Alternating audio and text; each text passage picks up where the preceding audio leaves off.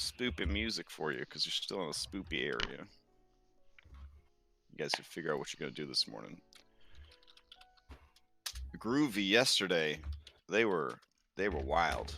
Spastic. Groovy robots. Oh yeah, they were losing their shit yesterday. They were. Was it like just minor glitches, or were they Oh preparing no, for the coming they would of Skynet?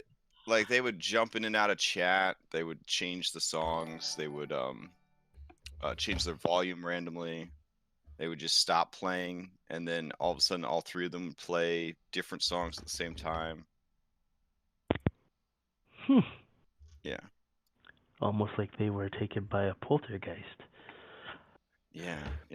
A human being would never stack music like this. Yeah, it was one of those situations. So. All right. Did they play that wicked cool Castlevania song? Look, I had a lot of therapy shit, man. to get over how badly I was treated on Friday. Okay, I had to join a lot of support groups this weekend about how badly you treated me on Friday. So that was definitely the final double tap gunshot to the forehead, though. Is this song from Castlevania? I was just like, and I'm fucking done. Yeah, Crash actually I honestly disconnected for like 2 minutes. I started deleting like Roll20 games and taking down my website. I was like, it's fucking over. I'm gonna go deliver pizzas. That's what I'm doing. Like, fuck this shit. I can't do this another second. So, yeah, you had me. You guys had me on the ropes. If you just kept going, I might have killed myself on stream. So, good times. I think that breaks my user terms and agreements, though, so I would never do that. All right.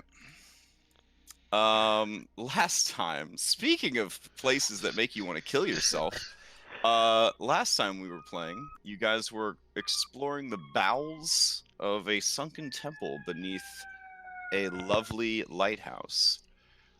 You did battle with an entity that referred to itself as the Grandfather and made several spoopy references to things in the campaign. Grandfather also seemed to be keenly aware of Surge and Surge's slave Afra. So that was the thing. We will continue where we left off, deep in the flooded bowels of this temple, and figure out what your guys' next move is. Because we kind of left off right as Grandfather was defeated, and RNGesus stopped playing Sims long enough to look over and realize you were in trouble and help you out. So, all right. Here you are, down in the bowels below. The body of Grandfather is very rapidly turning to an oozy substance that is just sort of washing away into the water. Well, as I am standing next to this pillar here, I'm going to grab Surge, and I'm going to smack him against the pillar and say, hey, you need to behave. We need to work this out. Oh, wow. Bad chance. All right. Go ahead and give me a charisma saving throw, please. Starting things out wild. Wow. Are you still sitting at 1 HP, Afra? Okay. Yeah. All right. I'm not like hitting him hard. It's just like a smack on the nose. Surge quiets, and your desire for the death of your companions decreases slightly. Hey, what? Okay. All right. Garuda speak in my mind. All right. And Pietro, as you swim in the viscous slime that was Grandfather, your skin crawls as it sort of washes over and past you. Eventually, gone completely. I'm going to swim back and because I have no idea what was going on behind me, just to make sure everyone's still Yeah. there. Okay. Just swim up to Garuda. I'm gonna get close and I'm gonna wave at him, get his attention, and like give him a thumbs up. Hold my hand kind of in the middle, like shake it or give him a thumbs down, just sort of like shrug my shoulders at him, since we can't really talk underwater. Because you have water breathing, you can. You just can't okay. talk. You just can't be cool. You know. Okay. Well, in that You're case, just I'm gonna. like, "Hi, body, power rolling." You know that horrible like cartoon underwater talking. Please don't roll. Okay. Yeah. In that case, I will swim up to him and I will spare you by attempt. Yeah. It's an swim up to him. unspoken agreement in all water-based campaigns that's what it sounds like, but we don't bother. So I'm gonna ask him if he's doing okay. What? Oh yeah, Oh yeah, he's got the okay. ear thing. yeah. He has soggy wads of waxy cotton sticking out of his ear holes. All right. I reach out and I pull one out of one of his ear holes and I say, "I said, are you doing all right, Garuda? Things got pretty hairy up front. I want to make sure you are all okay." I mean, I've been better. There's a shark back here trying to eat me. Then the eel came back, and that was just a whole. The what? Yeah, remember that big white shark we fought in the cave? Don't remind me about that. That thing nearly killed me. That thing Nearly came back killed all to of kill us. me. Jenna said it was a illusion, but I don't believe her. I think Jenna was acting crazy this entire time. She. What do you mean she was acting crazy? Oh. So. Nah, it's okay. It's fine. I'm good, Pietro. No. What do you mean? Nah, it's fine, Pietro. Let's go. And I'll pick up my wet Are you guns. saying that she was the one that put the hold on us? Nah, Take the not passes. Jenna. It wasn't Jenna, no. I'd like to inside him. All right. Yeah. Okay. I believe him. I mean, I feel like I'm very confused because logically, the way he's acting, I would think that it would be Jenna, but no, I believe him. Okay. You should go check on Alvis. She ran up the stairs a while back. You should go check on him. I recovered my wet guns and put them back inside my fanny pack. You should Willow. probably dry those out and oil them. Yeah, Willow will ask. Well, that was difficult. Does anyone require the healings? well, you apparently do, as do I. Yeah, I'm quite injured. Well, yes. Let us take care of that then. And she will begin burning some spell slots if she has any left on heals. I don't think she got a chance to do too Yeah. much. She's actually down to 2 first and 2 Oh, that's second level right. spell slots. That's Yeah. right. This session has been like one day. Yeah. The last 3 sessions have been in one day. Okay. I think last round she used the fireball for Yeah. the heat drops. Well, she does not have prayer of healing memorized, so she can't do that. Okay, I guess she'll just pass out some cure wounds. This one is for Afra. This one is for herself.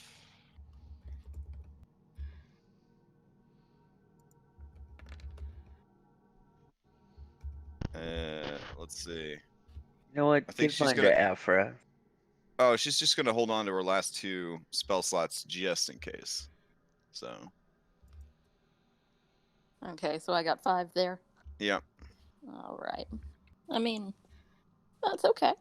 It's okay. Okay. She looks at you and says, "It is for the emergency." Yes.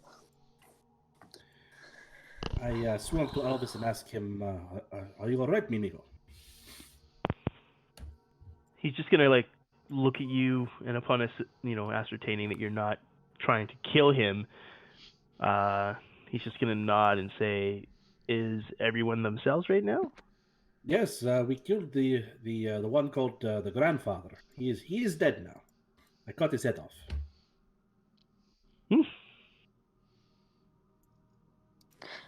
While others Albus are, looks impressed, very impressed. others I'm a are, good athlete, but I got the finishing blow. while the others are talking and discussing, I'm gonna like swim around looking for loot if there is any. Sure.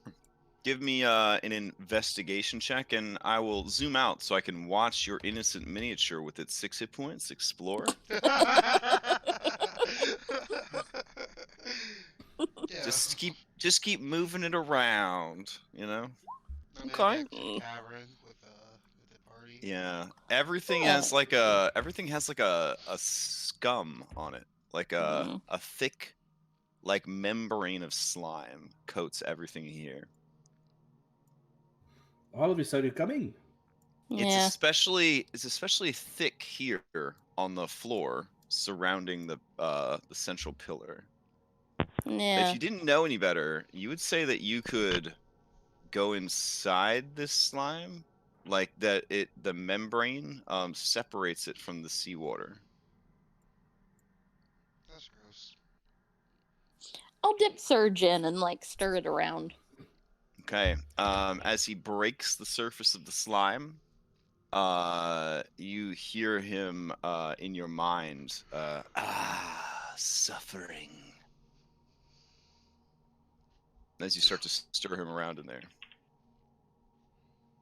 Oh, well, that's weird. I'm gonna stay away from this one. Okay. Staying away from the slime of suffering. Okay. Fair. Yeah. Fair. All right. Is the gem in the middle still glowing? It is faintly glowing. Yes.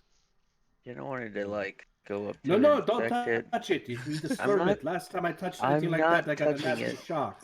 I'm All right, not touching it with my hands. All right. You swim up to it and. Touching it with my eyeballs. I just want to like What? see if I can like decipher it. Okay. Like, Yeah. Go ahead and give me an Arcana or Religion check. Yeah. This is a like a pylon of power. Essentially, this is gathering and sending, but it could also be set to receive power from one location to another. You're pretty sure that the fuel is stored in the slimy well that surrounds it.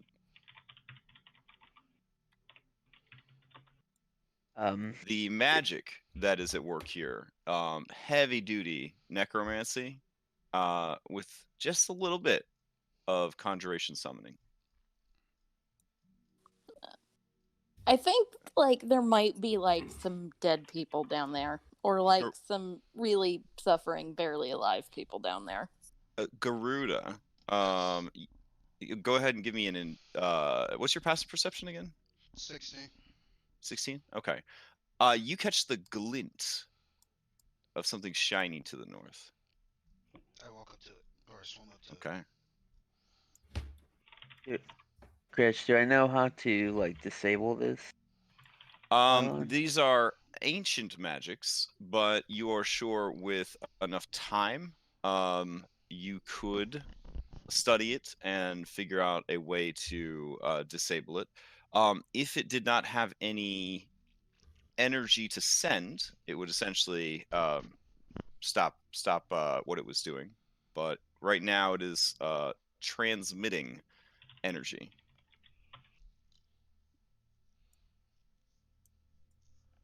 Transmitting. Okay. Mm-hmm. Garuda, as you look at this pool of membranous slime, you see that the salt water is unable to break the surface of the slimy pool, but that in the slime is a great deal of treasure.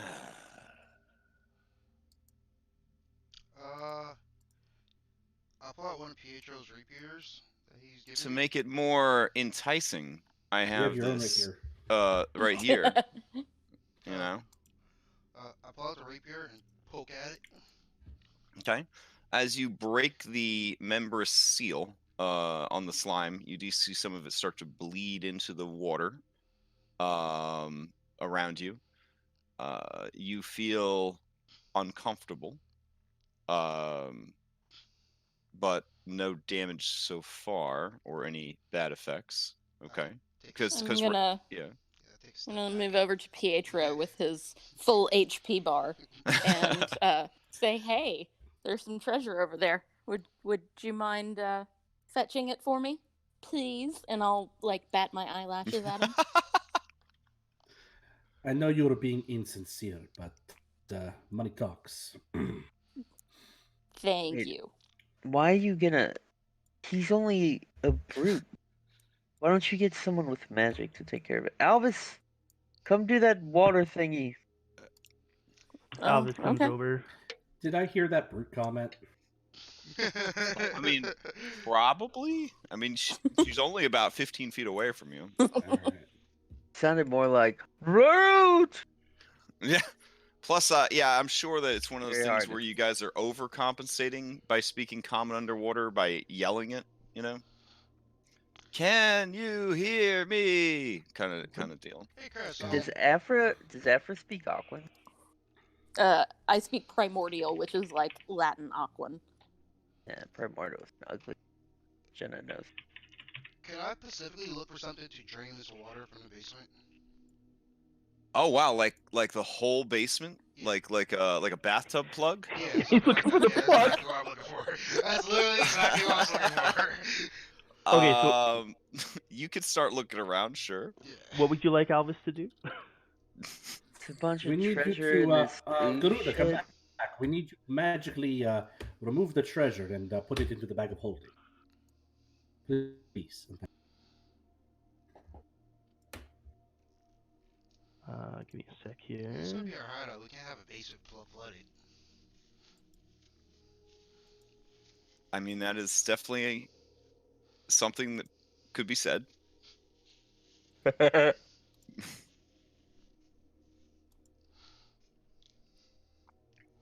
So let's just see here.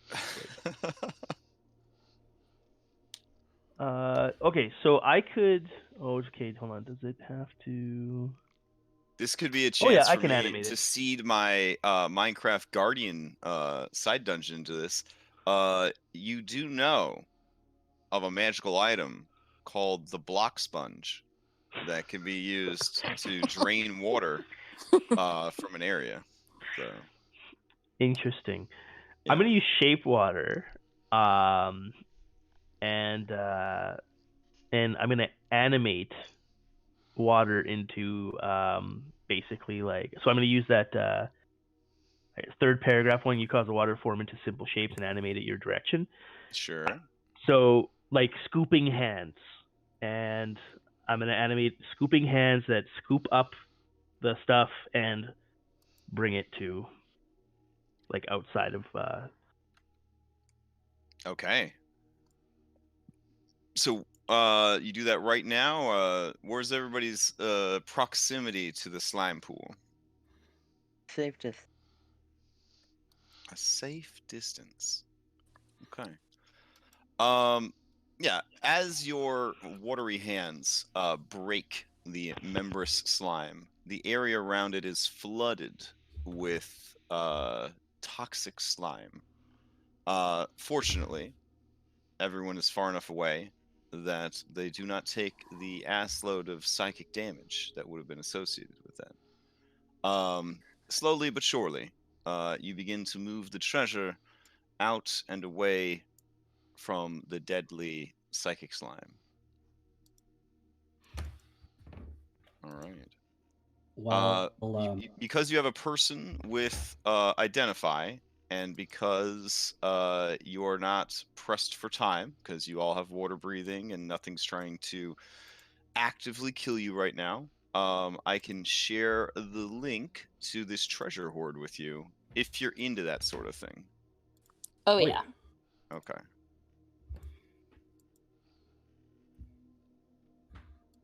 All right. while we're recovering the treasure, I'm going to kind of aimlessly poke at the this membrane here that's around the purple orb Yeah. with one of my daggers, just seeing how it responds. And You get the same sense that if disturbed, it will flood the area with a deadly psychic slime. okay, and I will stop poking at it. Yeah. All right. Let me post this up into your treasure. Mm-hmm. All right. And I'll go over it real quick with you so that there's no questions. And also, so that we have it recorded. Grandfather's treasures. 800 copper pieces. Oh yeah. 2200 silver pieces, 600 gold pieces, 120 platinum pieces, 1400 GP worth of gems. Oh my. There are 3 potions of superior healing. They are in Tide Pod format, so they must be stored in water or they will dry up and become useless. It does make them super easy to take while you're underwater, though. There's a potion of longevity. Oh my. And yeah, a Qualls feather token anchor. For those of you who don't know, this is a pretty busted ass item. What it does is it is a consumable. It is a tiny feather. If you touch it to a boat or a ship, for the next 24 hours, that vessel cannot be moved by any means. Touching the token to the vessel again will end the effect. When the effect ends, one way or the other, the token disappears. So it's a one-use, ultimate fuck you to another ship. Oh my god, that would be so easy to take a ship that way. Yeah. You also find a disgusting egg. It is an egg of death. Yeah. If you break this egg as an action on the ground, a naked corpse that looks exactly like you will appear in the space. That is amazing. That is the Ew. ultimate like fake your own death. There is a absolutely Yeah. badass suit of coral plate armor. The coral armor looks bioluminescent when you're underwater, and it just looks like kind of greenish, blackish stone when you are not underwater. So underwater, you're like Technicolor Rave, and above the water, you look stoic and rocky. Here's what's so good about coral plate armor. It does require attunement, but while attuned to this armor, you gain a swim speed equal to your speed, and do not gain disadvantage for using weapons that are not spears or crossbows underwater. So it's a very nice. It's also really nice if you're like into druid stuff, because this is technically plate armor that a druid could wear, because it is not made of metal. Oh. And finally, there is the Chaos Storm Dagger. The blade of this weapon constantly changes colors, making a beautiful show to anyone looking at it. You gain a +1 bonus to attack and damage rolls with this weapon, and it can also serve the function of a spell focus, though it does not increase the power of any spells cast through it. Also, whenever you hit with this weapon, roll a d6. This weapon deals bonus damage 2d4, random extra type. Fire, cold, acid, radiant, lightning, or necrotic. Oh, that's cool. Yeah, a pretty. I mean, I give out. I try not to give out treasure ever. I'll be honest. But this was a pretty nice haul. Thought there was just some pretty interesting things that popped up. Particularly that feather token. I was like, all right, I'll put it in. Now, what does a potion of longevity do? You get younger, when you drink it. It's a good counter for anyone who's been like magically aged. Like, And Yeah. I think a certain Birdman was saying something about needing a greater restoration within 24 hours. That's completely true. Yeah. Why do you need greater restoration? 'Cause, I was aged to the fact that if I get hit by that one more time, I would turn to dust. You got hit by it? Yeah. He looks older. No, you made all your saves, man. Yeah, Because I of thought bless. you made up. Did I? Yeah, if you. I thought I Yeah. said Oh, that. yeah. No. Remember, we said if you got hit by it at all, you would have turned to dust. Oh. Yeah. Because you I you didn't only have a think- lifespan of like what 30 years or something. So Yeah, I thought. Okay, bet. Never mind. Yeah. I am good. yeah. Okay. No, Alvis is the one that took the aging to the chin, but he was just like, whatever.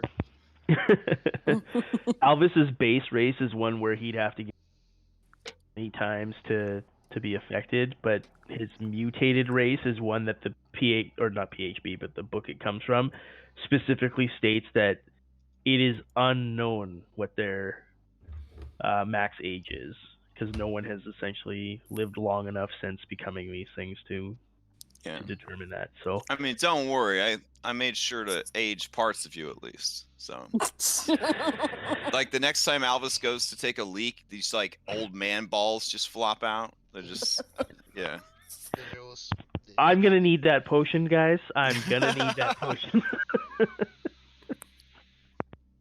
No, Yeah, but more you like would've noticed the old any man balls earlier. any foreign parts that were added to you were probably aged up. So like there definitely would be some debilitating stuff, but you didn't get aged so badly that it would cause like stat changes or anything like that.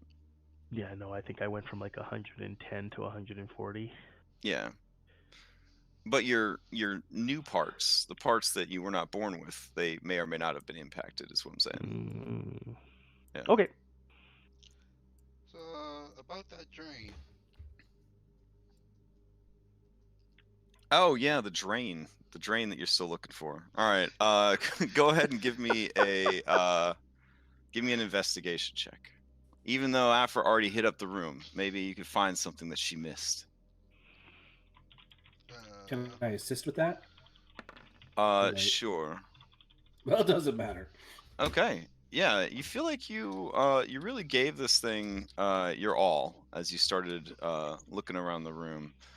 And you are starting to sort of give up hope that a giant bathtub drain would be located here to allow you to easily, remove everything that happened.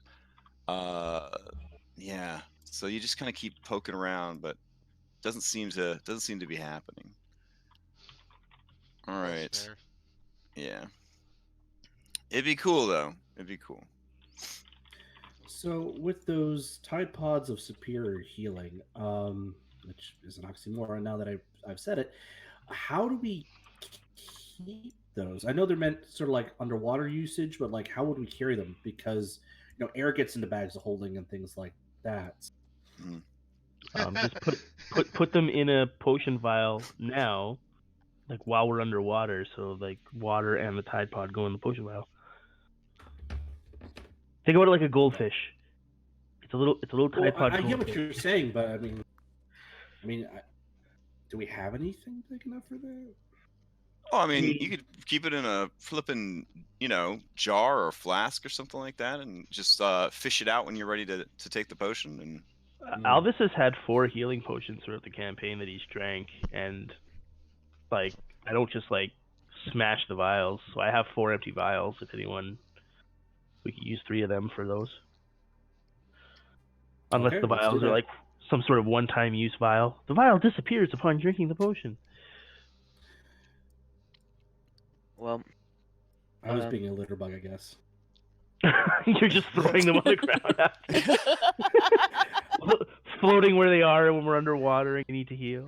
Well, it's one of those things where like I can't remember. I think I've used 2 while we've been here, but it's one of those things where it's like I haven't like thought to stow them away until now. So it's like, well, I'm not going to retcon that because I can't know what can't remember what I used. So moving forward, listen.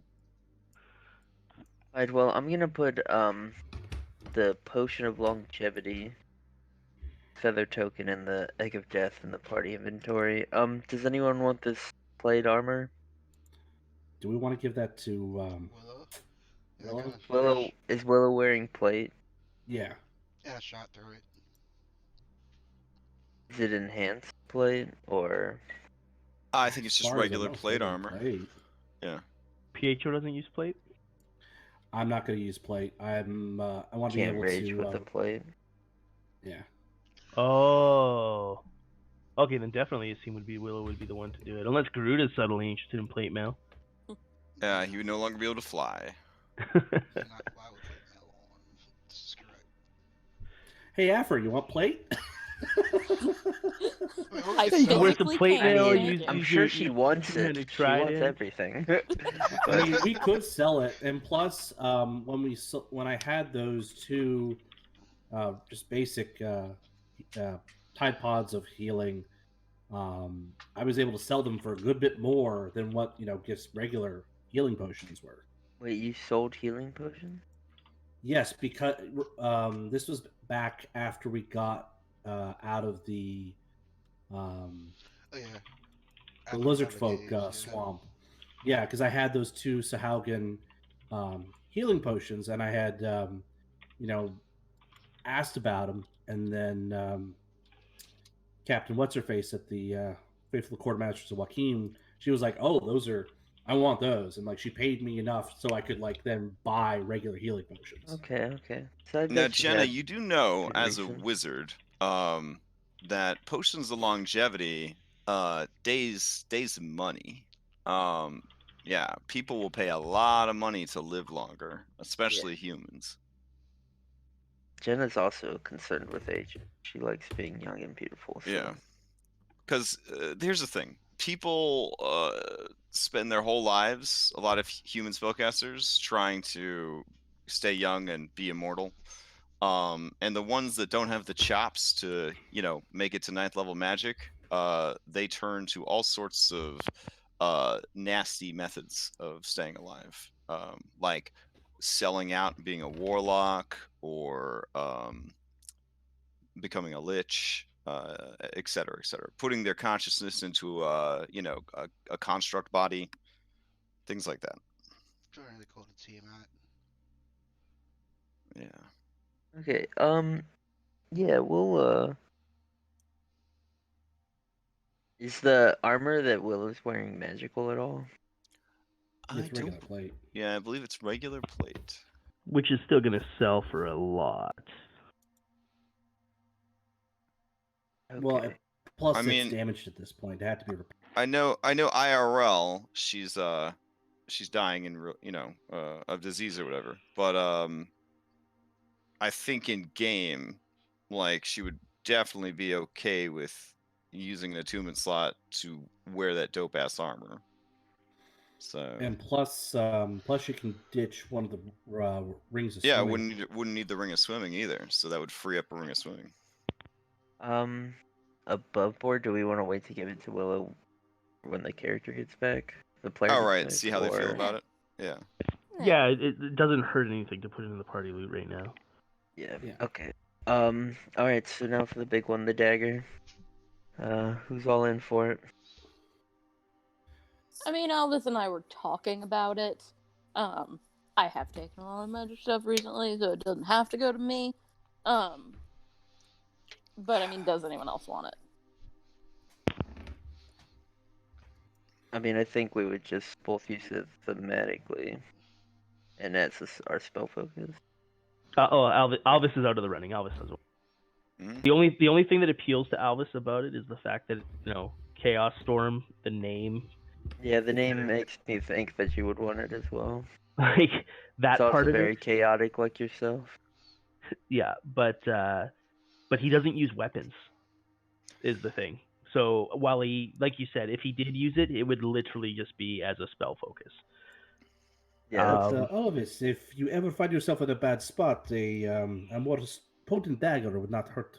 It would not hurt to have something like that on hand. As a spell focus, it definitely is a vanity plate situation, because it doesn't provide any actual bonus to spell casting, and most higher level spellcasters never have the occasion to stab someone with a dagger. Of course, most of them are, and also Armor of Agathist frontlining. Honestly, if this is an item from 4th edition, where sorcerers very often use daggers as spell focuses. Honestly, like nowadays, this would be like the ultimate arcane trickster drop Yeah, that's for what I was sure. thinking. Oh, about. 100%, Exactly, yeah. like, Yeah. Yeah. I mean, could you imagine a like different you character had that weapon, you're too. stabbing somebody with that booming blade that you went wizard initiate feat for, and then you throw like another d4 on top of the booming blade damage on top of the sneak attack damage. Yeah. Even if it was like your offhand, oh my gosh. Yeah. All right, But let's anybody could buy a spell focus in 5th edition for, I think they range anywhere in price from like 15 gold to like 100 gold or more, depending on how baller you want to be about it. So it would just definitely be like, hey guys, look at my $800 sunglasses, kind of thing, for just a straight spellcaster. yeah, that's how I would use it as well. If I But was honestly, is there anything wrong with that? Nope. So essentially, Alvis would use it if no one else wants it. But if Afra's only reason for passing it is that you feel as though you've just had Yeah. a bit of an embarrassment of riches coming your way, I mean that's just loot RNG. I'm Okay. like, I mean, to me the want it, logic and is I'll that take it's and I'll yours. use it. Yeah. Mechanically, what are you using right now? Like Surge, but I mean, primarily Shadowblade actually kind of is my goal. But I could certainly use the dagger as an offhand weapon because I can't like have 2 Shadowblades. Or if you're out of spell slots. Or if I'm out of spell slots, yeah. I mean, the extra damage from the dagger combined with sneak attack is how I'm kind of looking at it. Plus, it's anyways. If Afra would take it, if she would be interested in it, then I think that the fact that you have magic items isn't necessarily a reason not to. plus I'd Okay. really like to loot shame you some more for when something really cool comes. Cool, Strong Jenna. strategy. Strong strategy. Cool. You don't tell her that Okay. until after she takes it. Damn it. Okay. Well, I she's mean, already taking it. I literally She's don't already know if writing it's it on her possible. character sheet. I'm already making a damage chart for it. No, I was gonna say I literally don't know if it's possible at this point. But I would be willing to trade Surge with somebody else. I kind of took it because I was interested in the artifact, potential Sell it. character appropriate. Remember what they were willing Yeah. to buy it for. If you don't want Surge, Sell we it. Let's get sell this that money. Let's What make. is- Oh. Let's make. Okay, Okay, but now that we're okay, talking about okay. this, let's talk about mechanically what Surge can do. So the charges are really awesome.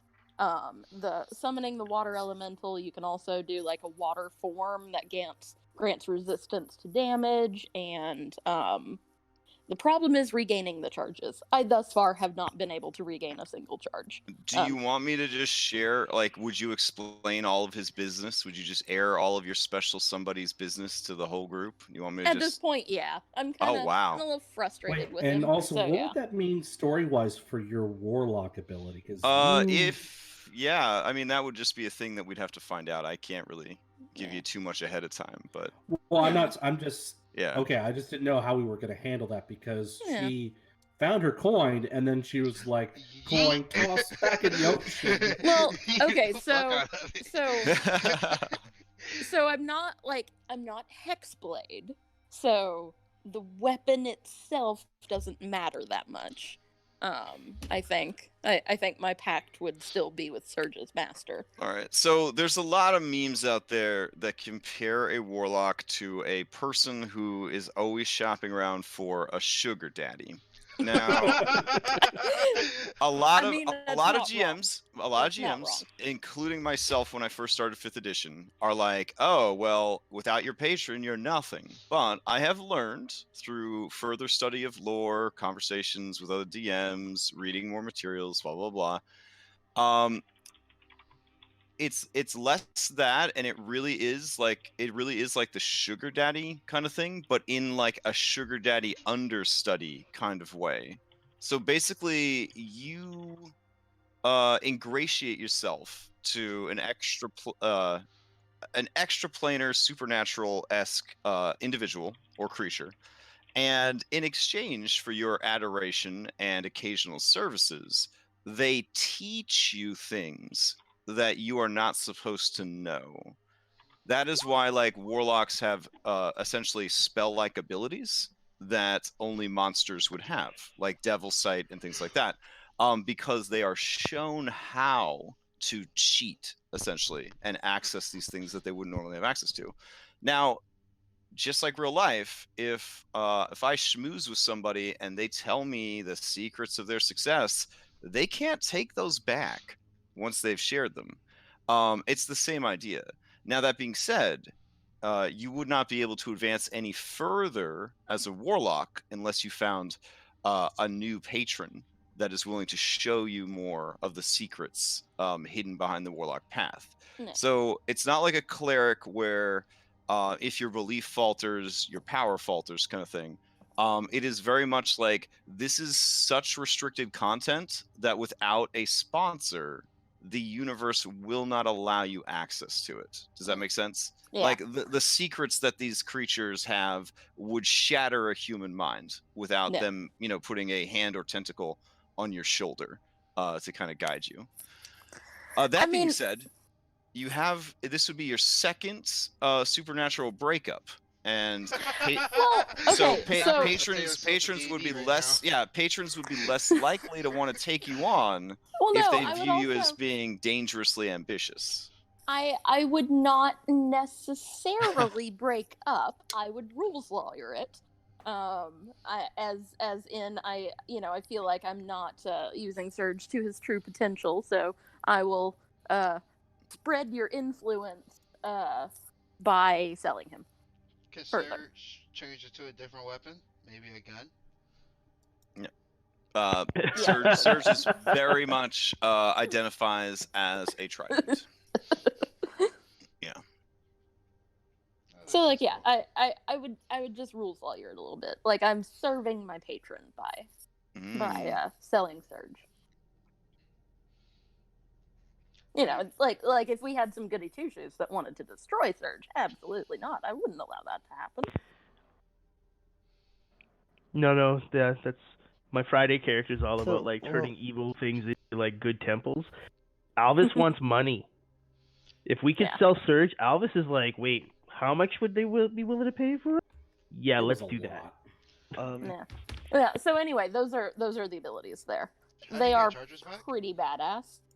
I have to kill something with it. Like actually the last. Oh wait, where did you post them? Yeah. It popped up for me. Let me see. Here we go. Can you imagine Jenna holding her Because mechanically, like, all we need to do is get you Fallen's Ogre power, and you can use it to much greater effect. Yeah. I mean, also, like, I haven't wanted to do this because it feels like cheating, but I was gonna say, Crash, that, like, I'd take Willie and go out and hunt some fish. Like, kill some fish with Surge. Yeah. So that I could get some charges back.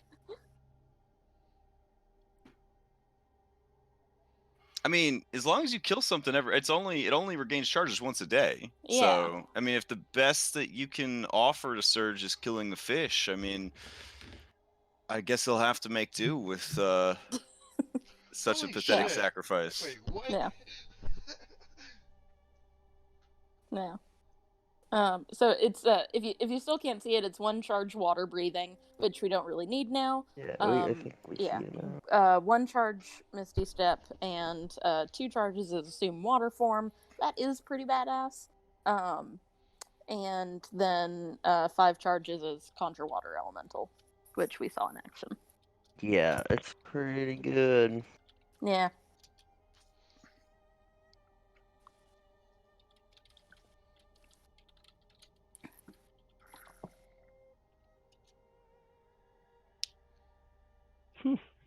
I don't know what you guys want to do. But how much money? Pedro, do you have any interest? I might have to go into Warlock now, just based off this weapon. No. Oh, you don't have to be a warlock to use this weapon. Like, yeah. It's been smart that she is a warlock because her passive charisma saves have basically kept her in control of her character. Yeah. Oh yeah, that's true. Well, in Yeah. that case, you definitely don't want me wielding it. Intelligent weapons all have a purpose. If their purpose is not being carried out, they will force the wielder to start carrying it out. Like the One Ring was a intelligent magical item.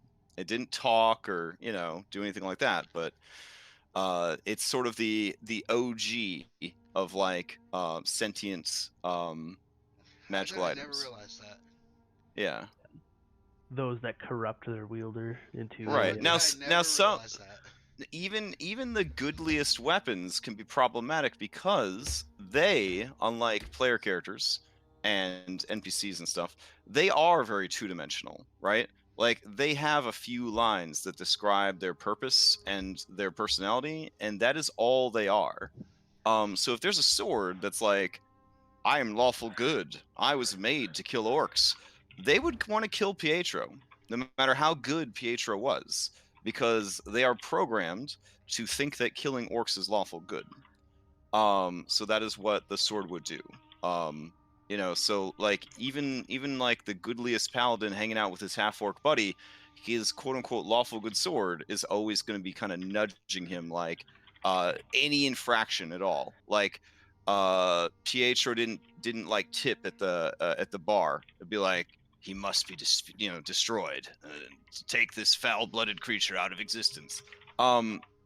Yeah, so weapons like this are powerful, but also dangerous because of their sort of one-track mind, their tunnel vision for their purpose.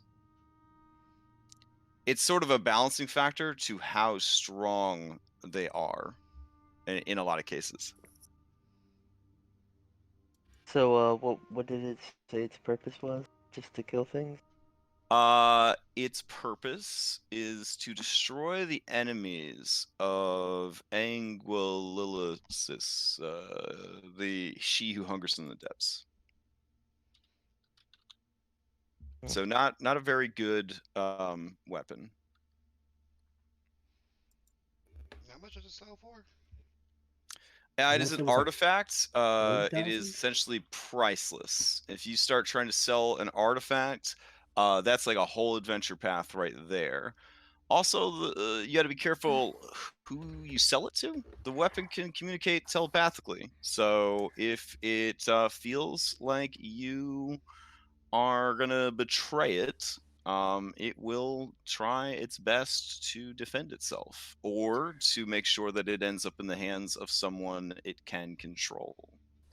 I mean, I feel like the faithful quartermasters of Joaquin had offered us like a ridiculous amount. It's true. I actually don't even remember how much it was, but it was a lot. Clearly 100,000. I think I was a little low, dude. I thought you said like something like a million, gazillion, a billion. So anyway, up to you guys. I I think will they go were kill offering us some the fish. deed to the town of Saltmarsh, wasn't it? Yeah, something like that. Yeah. It was like, Yeah. it's no big deal. Nothing too serious. Nothing. Man, priceless is like one of the most garbage words in our English language for sure. Yeah. It certainly would have a price. The price would be pretty high depending on who you sold it to. That being said, it was highly sought after by the Sahaugen for, reasons. So But I don't really want to give it to them. that is the being that it serves, is Yeah. Anguilliasis, she who hungers in the deeps. Well, anyway, we also don't have to make a decision right now. We can't sell it till we get back to town anyway. So. Yeah, we're just chilling inside this whole dusty ass lighthouse with ghosts and my grandfather and things that tried to kill us multiple times talking. Yeah. I'm fine here. I mean, Chill here. BT dubs, I could do with a short rest. How are we getting back to the ship? I mean, they are docked off the coast. We can swim. So assuming they were not all murdered by chulls and eel folk, they should be okay. And we can swim to it. I mean, I mean, we also have the task of making this place not corrupted. We can I use it. feel like that's something that like Prime Water would be willing to put up the money for. That was the impression I got. Like have a badass cleric come in here and like sanctify or something. I'm not sure if Willow's strong enough for that yet. Yeah, Willow puts a hand to her chest over the hole that was shot in it by a teammate, and just says, "I am cleric." But there's Can like you a sanctify this spell. place? Yeah, do you have access to that spell? I thought it was higher level. Well, not many people do. You would you would need good connections or very much large amounts of money to convince anyone to offer those services. She kind of like gets quiet and thoughtful as you call out her her inability to cast. I think it's like a 5th level spell. I think so, maybe. Yeah. Can we get a scroll of sanctify? Let's see. I think we're all thinking of Hollow. Is the Yeah, spell? Yeah, it's Hollow. the spell we're all thinking of. Hollow is a 5th level spell. It takes 24 hours to cast and at least 1,000 gold worth of rare oils, herbs, and incense. So finding a cleric that is high enough in level to cast a 5th level spell, but also willing to travel all the way out here and then spend many days doing this, that would be money. Or they'd essentially have to owe you a huge favor. So you'd have to have done something pretty significant for them. Just putting it out there. Like there's a lot of like, but what about the goodness of being good? And like they're just gonna kind of wave out the window and be like, "This is the planet of Teril, where literally the world is about to end every day."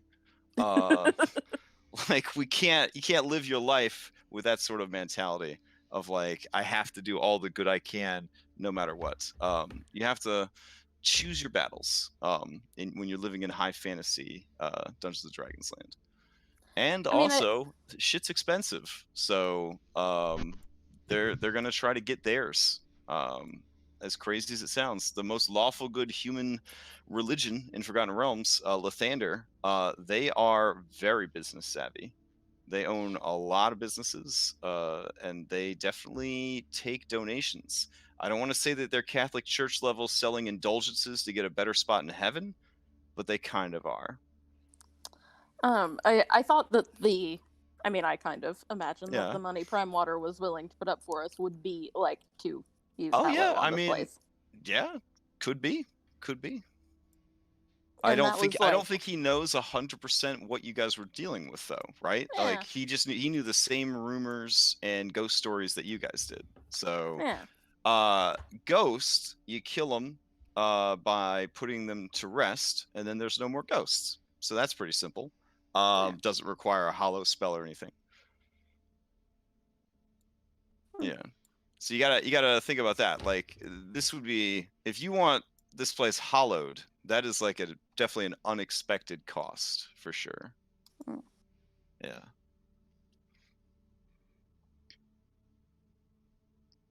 Not saying that it can't be done, but it would definitely be a quite a cost because you're talking about time in addition to casting of the spell and the material components and everything.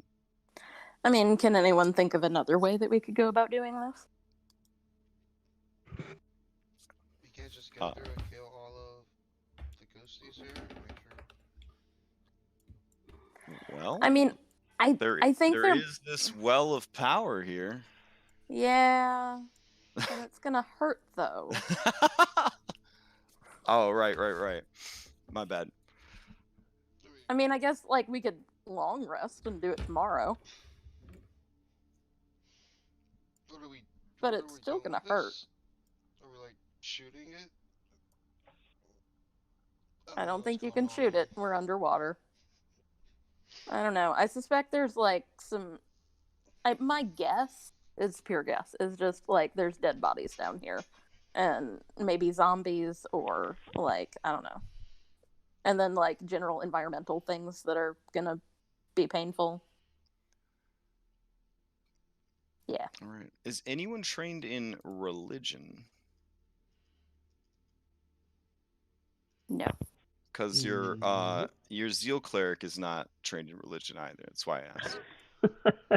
I'm not trained in it. Neither is the Tempest cleric. Okay. Cool. It's like trying to find a druid trained in nature. Yeah, kind of like. You know, Some people I'm are still fairly surprised good, at the yeah. multi-class rules. Like, so many of them, it's like, oh, you know, one skill chosen from the list. I feel like if you multi-class into a religion character, it should be like, not like a choice of whatever. It's just, you get this. This is what you have to take. Oh man, I love knowledge skills, but no one else does. But Well, I also sacrifice knowledge skills on This this person wizard for other loves things. knowledge skills so much that they got rid of the barbarian's advantage on all dex saves to get an assload of skills. A move I super duper respect. And I thought about doing on my own barbarian character. I thought about it. I didn't have the courage to do it. You said it was critical role-esque, alright? It is. Now see the dangers. I'm kind of like, man, that danger sense. Nah, you're fine. Just I a do really side love knowledge. complaint that religion is an intelligence ability, not a wisdom. Well, it's based on your literal learned knowledge of the religious rules, practices, beliefs, cosmology, all that kind of stuff. Yeah, I suppose. Yeah. I suppose. When they test you at religion school, they don't ask what your intuition tells you the answer is. They want to know what the real answer is. So what you're saying, it's very organized religion. It's not, yes. it's not spiritual. Correct. The religion spiritual skill go be a druid.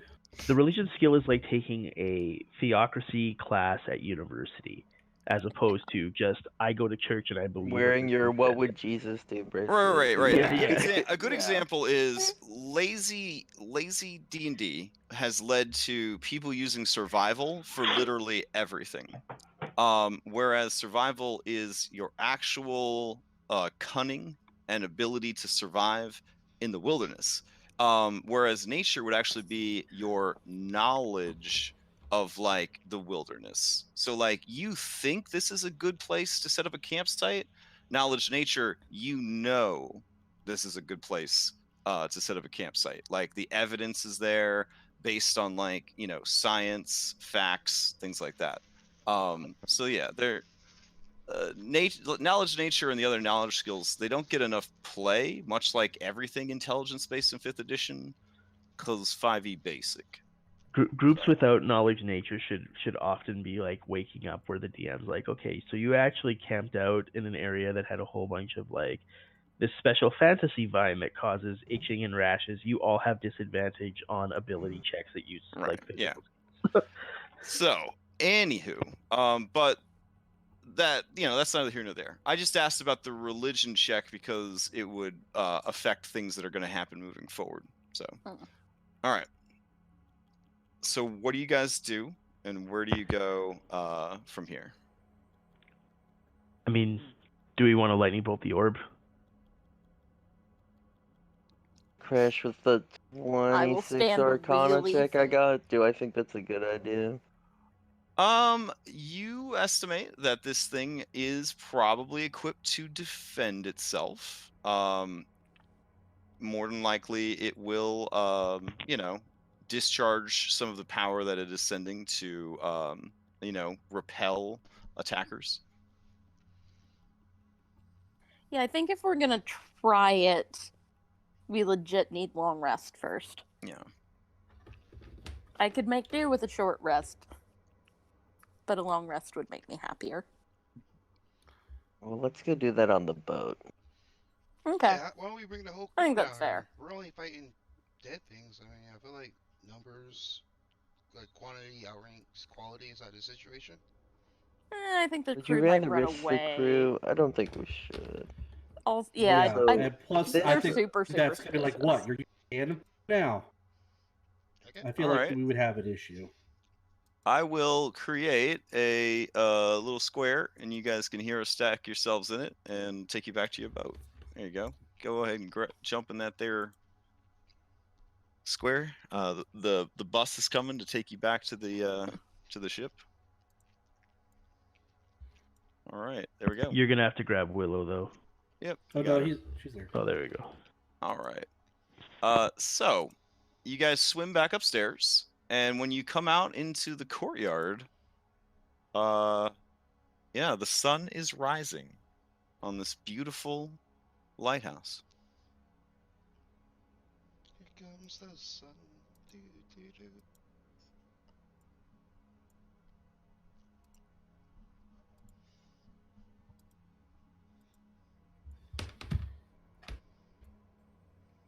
All right.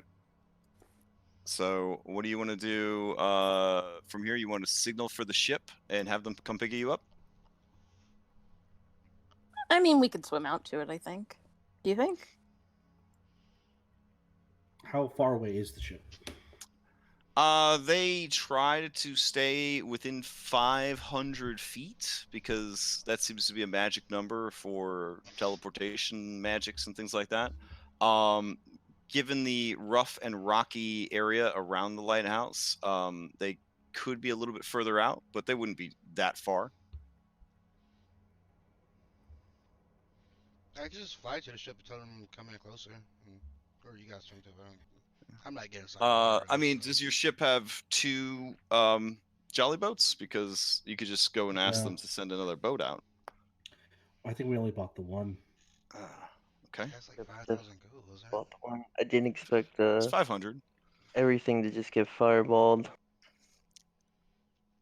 It was very fireball heavy.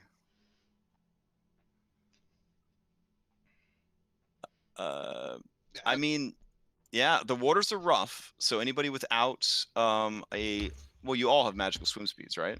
Yeah. Yeah, okay. So you should be all right. You might get banged around by the rocks a little bit.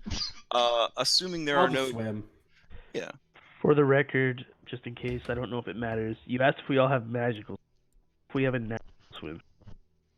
Okay, yeah. Same deal. If you have a swim Okay. speed. Yeah. Okay, okay. But good question. Good question.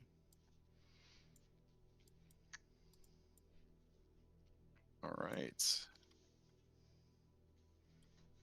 I think I put the same map down on both spots. Yeah, there should be like a map that has the interior during the day. Let me grab that real quick, in case you decide to stick around.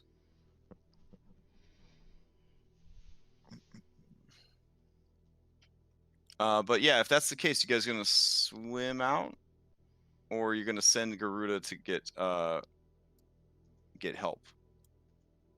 I mean, we can do both. We can send Garuda to have them come in as close as they feel they safely can, and then swim the rest of the way. Fair. I mean, I feel like the first thing we're gonna do is There you go. definitely like make sure that there's not still a horde of Chul and eel people in the water waiting Well, between yeah, us good and the call. ship before we So decide let's to swim let's out. do that. Let's do that. Let's do a group check for survival skill or perception. Either of those would be pretty good. And then if the majority of you pass, since it's a group check, that is what we're looking for. So Willow will roll a survival. There we go. Okay. Yeah. It's overall pretty good.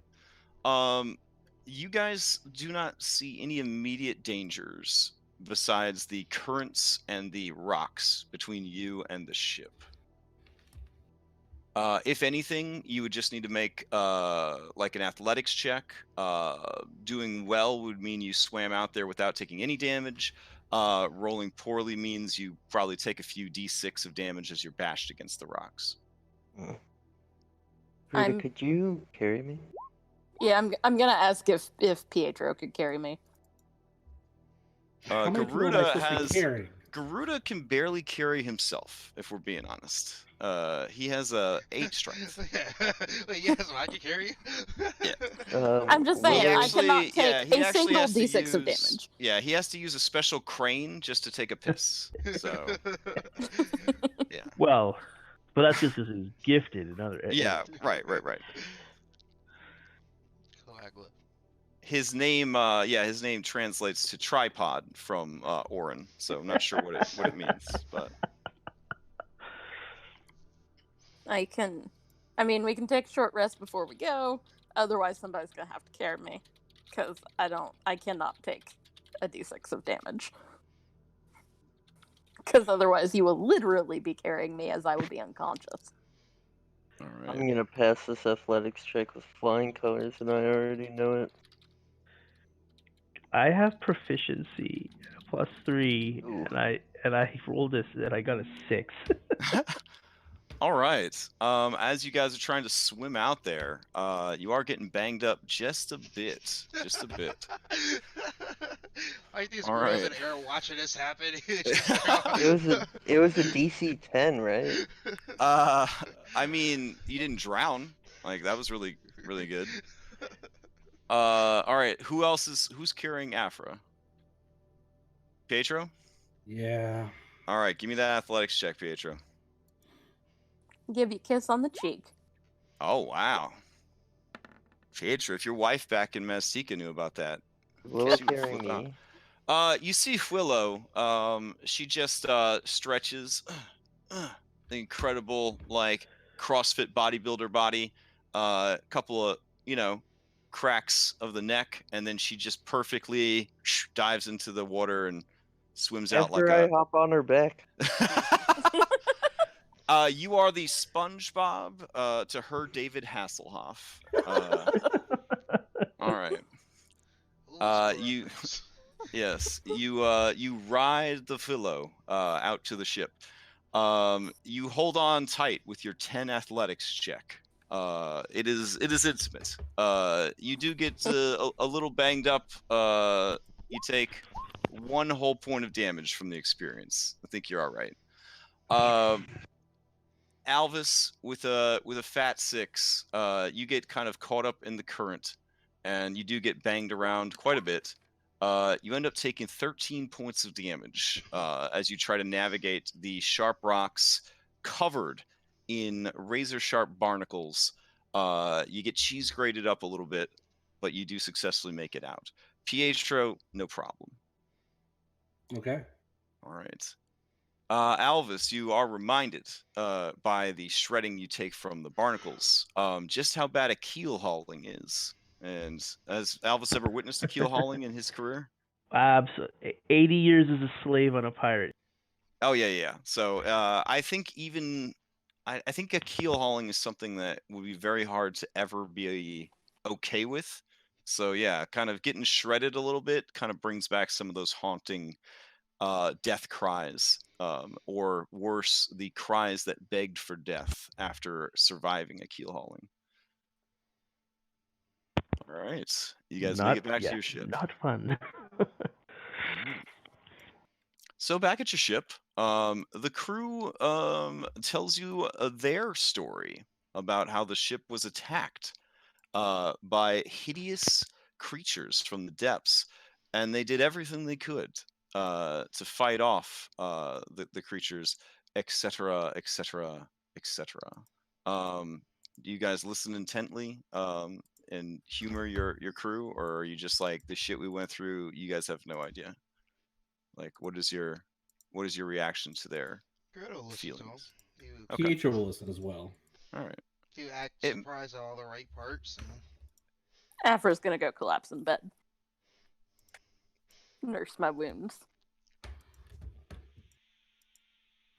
Fair enough. All right.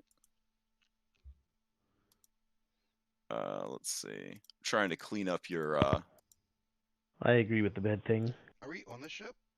Yeah. Did we lose any I'm crew? still like at the house, the lighthouse. Oh yeah, I'm getting ready to switch you over. Remember the last time we were on your ship, it had been turned into a place to catch a serial killer. So I've got adjust it real quick. All right. And I think all your minis should be there, so I'll just switch over to it. Boop. All right. Let me know if you see anything unusual that might cause like a time paradox or whatever. And let me put on some less spooky music as you guys chill on your ship and figure out your next move.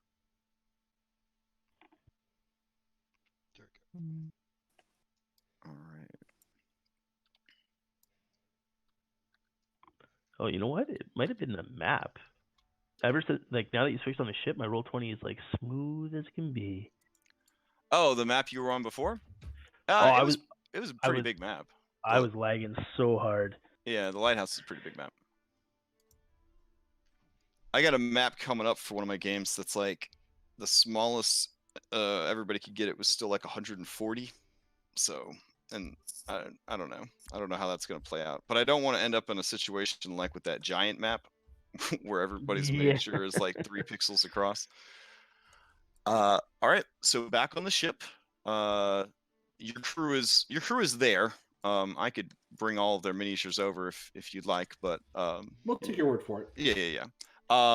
There are people that are badly injured. They did have 4 people killed, unfortunately, during the attack. Was Foul Firthoff one of the dead? Let me check. Did I like anybody in our crew? Was anyone cool? Who was the cool people in our crew? I don't remember them all.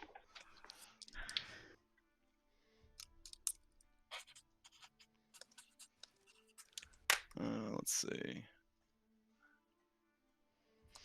Yeah, so Hunter the Arakara, she died. So let's see. Selena Savage Camus, she died. Can you do like pictures of them? Yeah, I'll bring them over so you can cry and have a memorial or whatever. Like the Hunger Games. Yeah. Oh man, Arvin Voodoo Argents with you guys since you took the ship over from Snake Eyes Sigma. He was taken out. All right, and Rosetta the Merciless Dread. She was dragged under the waves, never seen again. All right. Yes, truly sad. Alvis is going to grab Foul Firthoff and retire to their cabin to reaffirm life before having a long rest. Oh, sure. Reaffirming life involves a lot of choking for some reason. But, I mean, to each their own. The disturbing part is they reaffirm life in giant life-size portraits that Lady Primewater painted. Because it's a pirate ship, everyone is painfully aware of your reaffirmation of life. Because it's small and sound travels. So. And I'm going to go up to the crow's nest with my hand crossbow and my brandy, and I'm just going to camp out there for a long rest. Yeah, you guys watch off in the distance. The lovely lighthouse just sort of stares ominously back at you. It's light burning, but not green, more a merry orange.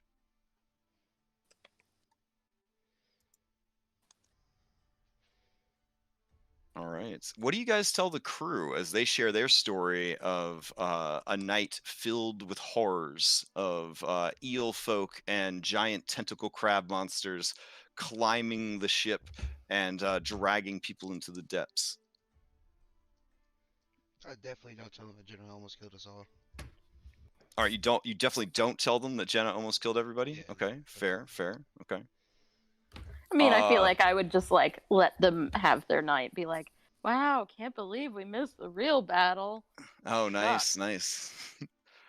Give me a performance or deception check with advantage, because your allies seem to be in on this, to see if you can convince the crew that, oh yeah, They swell with pride, and they spend the day drinking / repairing the ship / continuing to regale you with tales of how they did stuff. It is the closest Afra has gotten, I think, to having children. But basically, like, Salty Pascal keeps saying, "Did I tell you when I stabbed one of the crab creatures? I stabbed it right in the face. Did I tell you?" And then, like, an hour later, he's like, "This is just like when I stabbed the crab creature in the face. Is that not right, Afra?" And, like, you're trying to eat lunch, and he sits down next to you, and he's like, "So, the crab creature I stabbed in the face. Let's talk about it." Yeah. And so on and so forth. Spoken like someone who definitely has children. And they also talk over each other because they feel that if they tell the story louder than the pirate next to them, you're more likely to listen to their story. And yeah, it's a whole thing. Jenna, eventually, I think you would have to cloister yourself away in your cabin to avoid them, because they are that hopped up after Afra's 28 deception. They think that you guys are living for these stories, and they want to just keep telling them. Does she see their fingers under the door? Not their fingers, but there is a note slid under the door with a very crude drawing of Salty Pascal stabbing a crab person in the face. Jenna's gonna frame it and put it on her wall. In the galley? Yeah, we'll put it in the galley. At dinner that night, he's like, "Look, that is me. Look at that. That is me stabbing the crab person. You see?" He's just become one of my favorite crew members. Oh. Every time All you right. tell us a story, I think Green will listen again, like you've never heard it before. Oh, fantastic. And you, with your stat alignment the way it is, you don't even have to fake. It's very easy with your bird brain to just be like, "Oh, okay." It's like that time that they caught you arguing with your own reflection in the mirror. So I was trying to figure out how I could work that in, honestly. Trying to figure out a way to work that in. When the opportunity came up, I thought it was going to happen. All right. So, spirits are high.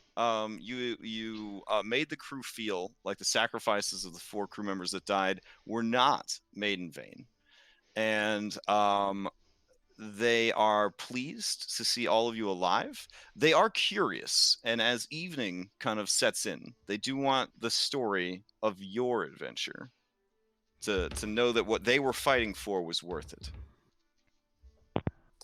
This is after our long rest or before? I would assume after the long rest. What I'm understanding is you guys sort of flop onto the ship and are like, you hold up like the timeout symbol, and then you just sort of passed out. Is that about right, or? Yeah, I mean, Okay.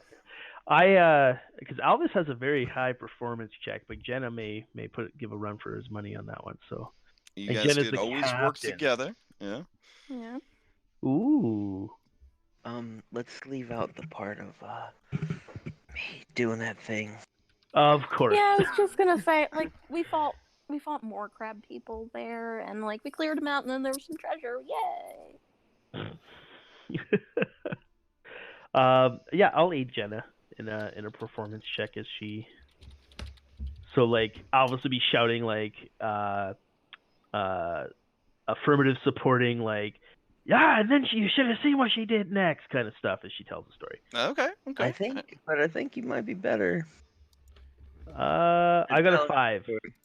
I got a 2. Oh, okay. Then Alvis will attempt. This would be advantage with the aid from the others from the crew chiming in. All right. Well, I'm consistent. All right. Yeah, you tell a rousing tale that does not involve you running away, and it does not involve Jenna nearly murdering the entire party and ending our entire campaign. I wasn't running away. I was going to get help. Well, you're You were telling the strategically story. retreating.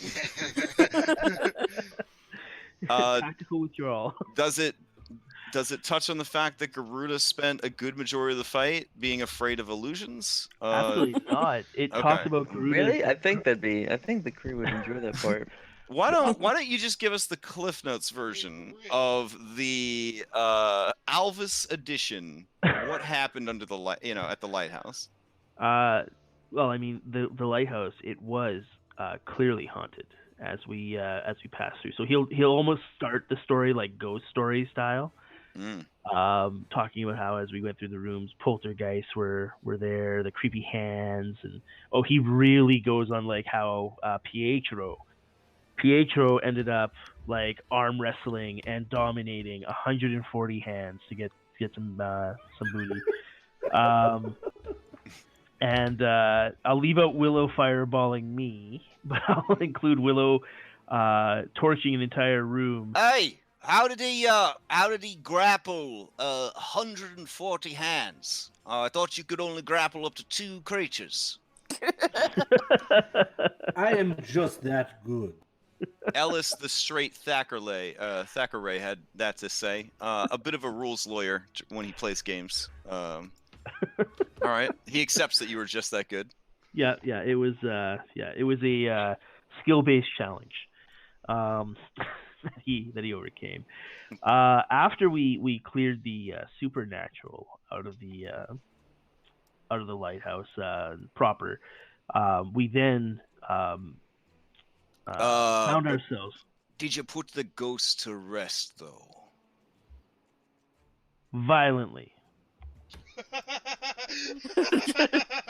All right. And Dallin, the hero Thorn, says, well, I just be saying, my grandmother, who was a shaman, she said the only way to put a ghost to rest was to put it to rest.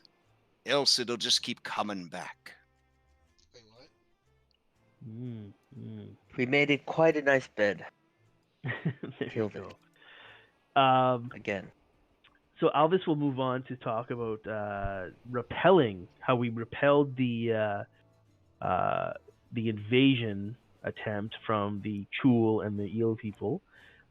Did you stab one in the face? Pietro did. It was almost as impressive as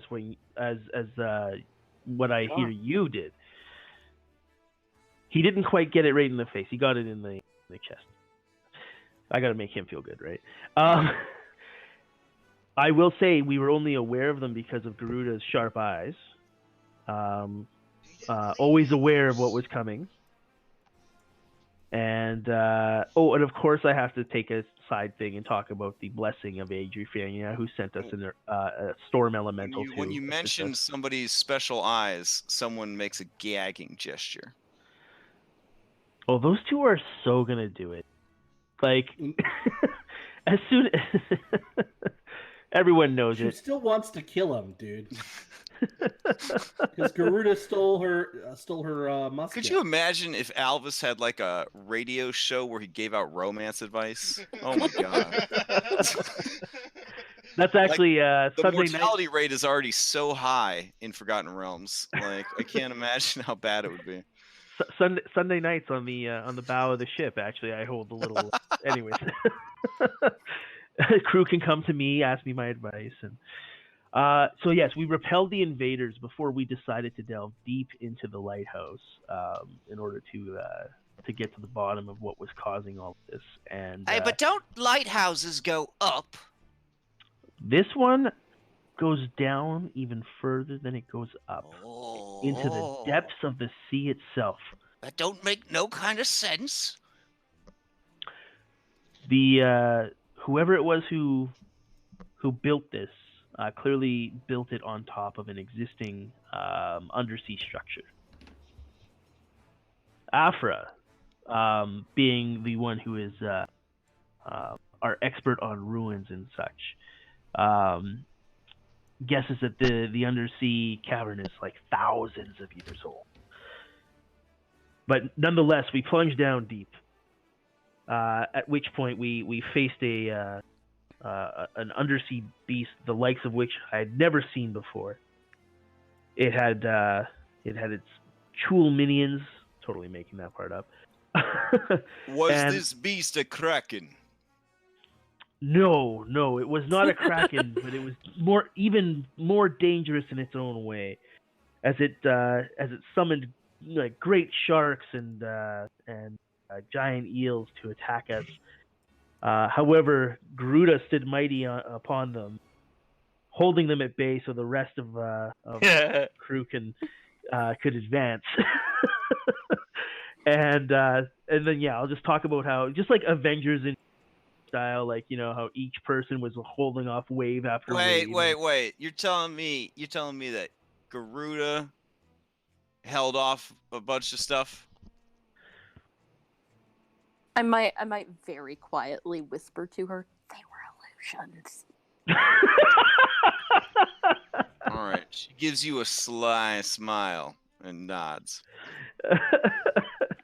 And then I will talk about, however, about Jenna bearing her magical might down upon the hordes that were coming upon us and casting a hypnotic pattern to keep them at bay. I'll leave out the part of her doing so under the domination of the thing and catching her own party in it.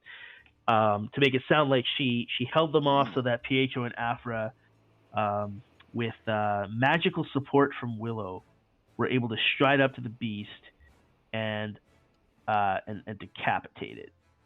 Oh wow! I stabbed it, then Pietro decapitated it. Yeah. And then making it sound like just, you know, you vein in enough truth in it. And it was easy. And no, it wasn't that it was easy. It was remember, 4 of them died fighting off these things. It was we, you know. No. However, by coming together as a crew, we were able to overcome the odds. And at no point in time did we doubt that our ship was safe with this crew manning it and protecting it from our foes.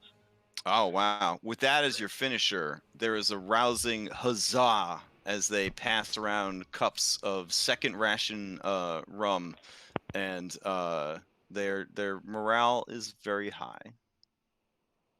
Toothpick Chase, he says, this is all well and good, but what now? We're days out to Saltmarsh, and you've got a lighthouse with no owner. Are we claiming the island? If so, there'll be much to do. I think this would be an answer for Jenna. Because, pretty sure we're claiming the island, probably giving them an extra little bit of hazard pay, and I'm guessing their spirits will rise when we mention that we'll probably... Hazard pay? This is all in the terms and agreement of being a pirate. They live in a world where people have to throw money into the ocean to feel safe walking onto a boat as a passenger. Anybody that's working as a sailor in Faerun or Forgotten Realms probably wants to die. Like deep down in their heart, there's probably a little bit of a death wish there. Saying like 1 extra gold ahead. The's 4 less heads. Oh, I mean that would definitely go. Yeah, I mean they'll never turn down some money. That's for sure. Yeah, I bet they won't. But I don't think you understand how costly these motherfuckers are. I'm just saying. Maybe we'll throw an extra silver in. That'll probably just be this. Anyways, but I mean, it might also keep morale high if we tell them that we're on the way back to Saltmarsh, that we're seeking out, a ship to plunder on the way for good measure. All right. That sounds like an excellent idea.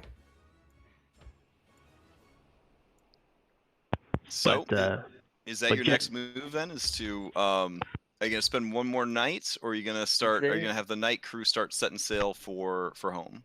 Is there something special we have to do to claim the island for ourselves? Like, I don't think Well, anyone's I mean, going to it. It is super haunted. Yeah, yeah. it sounds like we're gonna have to deal with some ghosts no matter what we do at this point, because I don't think ghosts arrest. We just got them off the plane of existence. And Willow doesn't really know anything about what she needs to do. Well, can we As a get a cleric. scroll to sanctify? Sanctify? No, hallow. Well, that might be actually an option.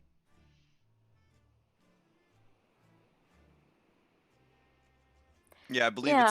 it's some kind of caster check to cast a spell higher than you normally have access to. But since it is Yeah. on the spell list for Willow, she should be able to do it.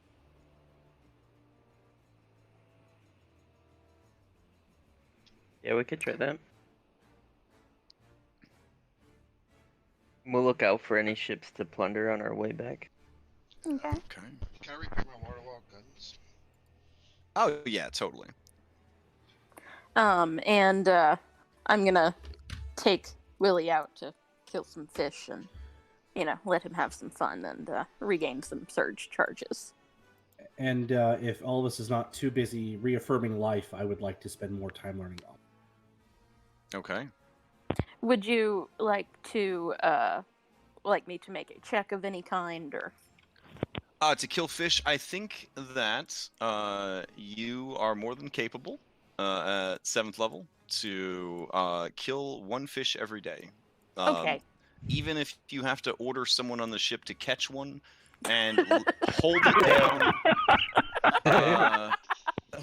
I mean, yeah, I work with people that I'm not sure how they dress themselves and get to work every day, but they do. And so I'm pretty sure at 7th level, you will be able to kill one fish every day. So I will say that killing fish brings Surge no pleasure. So I'd say by the 3rd day of killing fish, I'll need a charisma saving throw to see if you stab a crew member instead, because you've been teasing this guy. I mean, I could try and kill, I don't know, like a dolphin or something. I don't know. Dolphins are Easier? lawful. Yeah, dolphins are lawful good in Dungeons and Dragons. He would love for you to kill a dolphin. Absolutely. I mean, I could kill a dolphin. Oh yeah. Well, anyway. He puts in a request that you steal a baby dolphin from the flippers of its mother, and maybe murder it in front of the mother while the mother can't do anything to stop you, if that's a thing, and then kill the mother and make her into like sushi. Yeah, I mean, I'm gonna just say that sounds like a lot of work. We'll just content ourselves with killing the one Surge dolphin. cannot believe the misfortune of having teamed up with such a lazy warlock. I mean, isn't that the whole point of warlock? It is. It is. I don't know why I feel like these supernatural people, they just never learn. You know what I mean? Like, they're like, this warlock's gonna be different, and like the deities are like, oh sweetheart, you have no idea. Shortcut to It never power. gets better. like It never gets better. Yeah. Mortals are trash from top to bottom. All right. Anyway, how many days are we failing? That is what I'm calculating. I've got this. I normally try while I'm prepping to listen to previous games so that I can get remember stuff. In this case, I did not. I think you guys traveled. I want to say 5 days to get here, but I want to double check. It was 300 miles to get here. I think it was like 2 or 3. Yes. I think it was 3. It was. Yeah. It was at least 3. Let's put it that way. Let's see. Yeah, I think it was at least 3 because I took the time to start learning Okkun, and I've got. You're 5 right. days It under my was belt. 3 days. Yep, it was 3 days. A little under 3 days, because you got there late at night on the 3rd day, and then decided to just jump right into Lighthouse, which I appreciated very much as your DM. So. All right, Alvis, do you take a break from banging Foul Frithoff to teach your old buddy Pietro some Okkun? yay! I'm back to full charges now with Surge. If he's busy, Jenna's No, no. also interested. Jenna will also take Okkun. So, Okay. Okay, but after, please give me a charisma saving throw though. Okay. So Alright. with I don't know that. Okay, you do not kill anyone. That's good. thank God. I don't know if Alvis has the ability to actually teach the Okkun, because he gets it through his storm sorcery thing as it's like he learned primordial and then is granted a magical understanding and capability to communicate in the other 4 tied languages. So I don't think he actually has like the skill to teach the 4 sub ones. But I can teach you primordial. Jenna will just give daily lessons to the whole crew on how to speak Okkun. Okay. Little classroom session. So, but you're doing the above the water dialect, right? So you're just basically making like mermaid man sounds at everyone. Yeah. Just Yep. So, Okay. so we have the beautiful enchantress captain holding school sessions with a crew that's been at sea with very few women on board. I imagine that very attendance few is women. very Look high. at your roster. You got like this is the most equal opportunity crew I've ever seen. Pretty. Just because you can't handle all of this, don't mean she ain't a woman. Okay. Just because you ain't immune to poison and you afraid to go after this, don't make her not a woman. All right. Just because she went to college doesn't mean she's not a woman, man. Alvis, get woke. Seriously. We had enough women on board that 3 of them died. Like, Yeah. that's how many women we had on board. Yeah. There's a lot of women on board. So. And Browntooth, nobody even knows Browntooth is a boy or a girl. They don't even identify. You flip Browntooth over, they're one. You flip them over, it's another. They got everything for Browntooth. So. I didn't need to know that.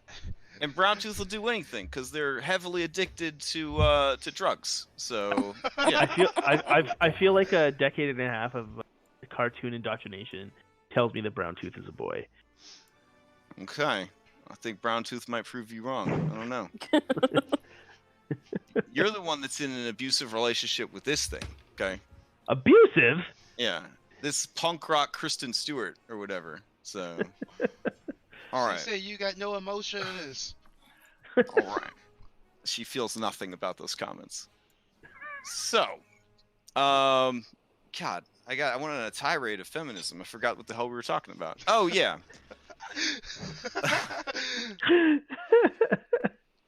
As you guys are looking for ships, the first day of travel, you do receive word from your lookout, who, depending on what time of day it is, right? It is either Falfrithoff does, Theodosia Sly does the nighttime stuff, right?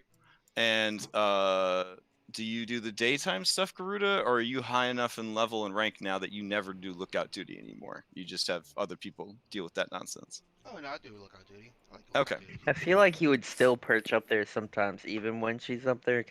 Just to annoy her? Completely, yeah. Oh, yeah. Not to annoy her, just Okay. because he likes that spot. So he All right. go, hi. He doesn't realize that she wants to kill him. It's a hard relationship because she really does hate you and everything about you, but the cologne you wear, the special herbs and seasonings, is so enchanting. Her stomach growls like every time you're around. It's really weird. So Well, she was Alvis, hello, but- Alvis actually does spend the bulk of his time in the crow's nest for a couple of reasons. because Steer the you wind into our you sails. like to live like a sardine. I mean, it's not a treehouse, guys. Like. Well, it gives him the ability to kind of direct the wind into the sails. Okay, sure. Also, in case there is the need for battle, he very much, the whole manta glide. Yeah. I got to be up to use it, so that's Okay. actually the primary reason why Alvis hangs up out there. Plus, Yeah, he so can this cast the spells. is your life, Garuda, is just smushed between these people all the time. Kudos, fine with this. Okay. I will say this: when you go to access your manta fins, you are you're a bit embarrassed because there's some liver spots. A couple of liver spots. Yeah, some varicose veins. I need that potion. Also, I meant to ask this because, like, I know that science and reason and logic have no place in 5th edition D&D, but like, Nope. nowhere in Simic Hybrid does it say how like your manta glide would even work if you're wearing clothes. Do you know what I'm saying? So you know Like, how I when described you that were he wears when you were like a half-naked Viking sorcerer, it totally made sense to me. But now that you're like suited up, I don't know how your shit even works anymore. So Can you explain that? Yeah, I can. Okay. All right, I'm So- ready. So the reason why I opted for breastplate and nothing else is so that he can still have essentially. I imagine it's like, you know how Darkhawk has his gliders that basically are between his like elbow and his like the side. Oh no. Okay. Okay, so I just imagine that it's something like that, where like as long as I keep my side, you know, kind of slit, so like that's why it used to be the open vest and All yeah. right. All right. So So- here's your breastplate. It's all like muscle plate, like in ancient Greece or whatever. Yeah. All right. Now normally they strap it under the sides like this, right? In addition to you know, over around the neck. So But what we'd have to get rid of this one and this one. Yeah. So what you're proposing is we're gonna use a fresh color for this. And just correct me if I'm wrong. I think it needs to go underneath. Yeah, you're wearing like a slinkini, right? So it kind of goes around the butt cheeks and back in the front. Is that basically what we're doing with now? So that your magic manta ray fins can come out the side? Because I mean, it's fine with me. Again, like 5th edition, you know, it's imagination will make it happen. But here's your little butterfly fins or whatever, and then they kind of come out of your slinkini, and there's still room. Is that about right? I guess. Okay, there you go. All right. Whew. Okay. I think it's a testament to how open-minded and liberal this group is that no one has even mentioned this to Alvis. They just sort of you like woke up one day and you're like, I'm a cleric now, and you just like walk past everybody wearing this fucking like metal slinkini like get up, and everyone's just like, checks out. Checks out. I mean, it's Alvis. I mean, yeah. It's Alvis, so. I mean, I am the also- guy who would probably roll out of his bunk first thing in the morning without wearing anything to walk up to the deck to take his morning piss. Like that's the type of person that Alvis is. All right. Well, I think I'm going to demand that he needs to make wedgie saves every now and then. I mean, why do you save against something good? You know, like. I guess that's a question. To each their own. All right. Well, thank God we're playing in 5th edition. It all worked out in the end. Okay, so the night of the first day that you're returning to Saltmarsh, you do see off the port bow a ship, and it is a tough-looking ship. I don't know if it is a ship that you would want to engage with. Anyone with anything related to sailing can attempt a history check with advantage to see if they ID this particular ship.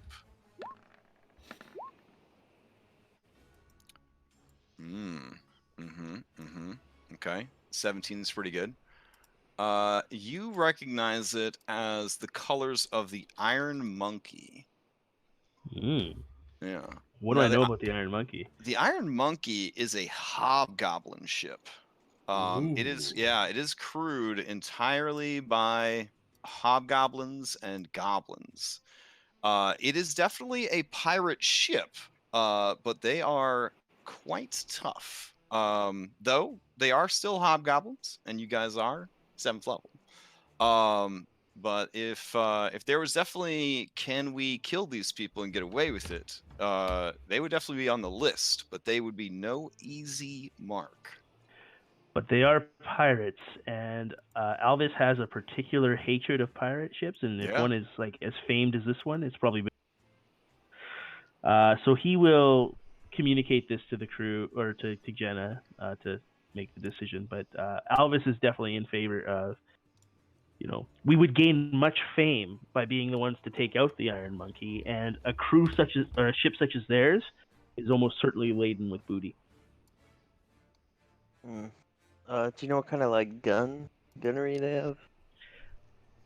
I will reach into my memory. Crash. Do I know what kind of gun? Sure. Yeah, they are pirates in an area that has access to Lantum.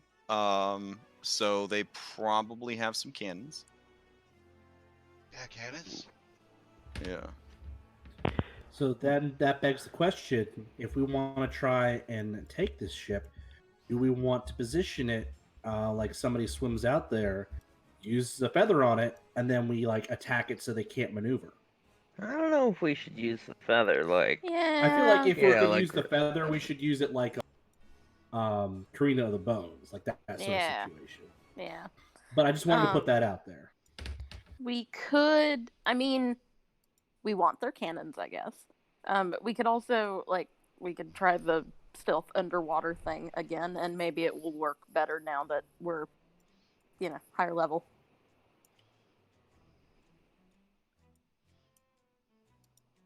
A ship such as theirs, I imagine, is crewed by a crew at least the size of ours. Correct. Yep. It Yeah, would be. so- You would definitely be an even fight. And they got a whole bunch of race pride there with the whole hobgoblin ship. So I don't think we're gonna be able to just kill their leaders and take the ship. Yeah. So we may need to actually get our crew in on this. Yeah. It would be a tough nut by to crack. by your memory, it would be a bloody battle. These guys will often fly a red flag when they are on the hunt. The fact that you have seen them is pretty indicative that they have also seen you. So just kind of keep that in mind. And now that Hobgoblin has been thrown around, everyone, if they would like, can attempt a knowledge nature or a history check. If you have a background related to war or soldiers or things like that, you would have advantage on this to see what you recall about hobgoblins. Oop, nope. Mine is without advantage. Okay, Jenna, without giving away too much of your backstory, back home, your peeps would employ hobgoblins frequently because they are exceptional soldiers and exceptionally organized and good at following rules, staying on routine. They're lawful. They're extremely lawful creatures. Does that mean they follow the laws written, for the Sword Coast? Absolutely not. But they are orderly creatures. So they are very, very militant, very tactical, very strategic. They are a cunning race that lives for battle and for fighting. After with a 17, you could definitely kind of confirm that as well.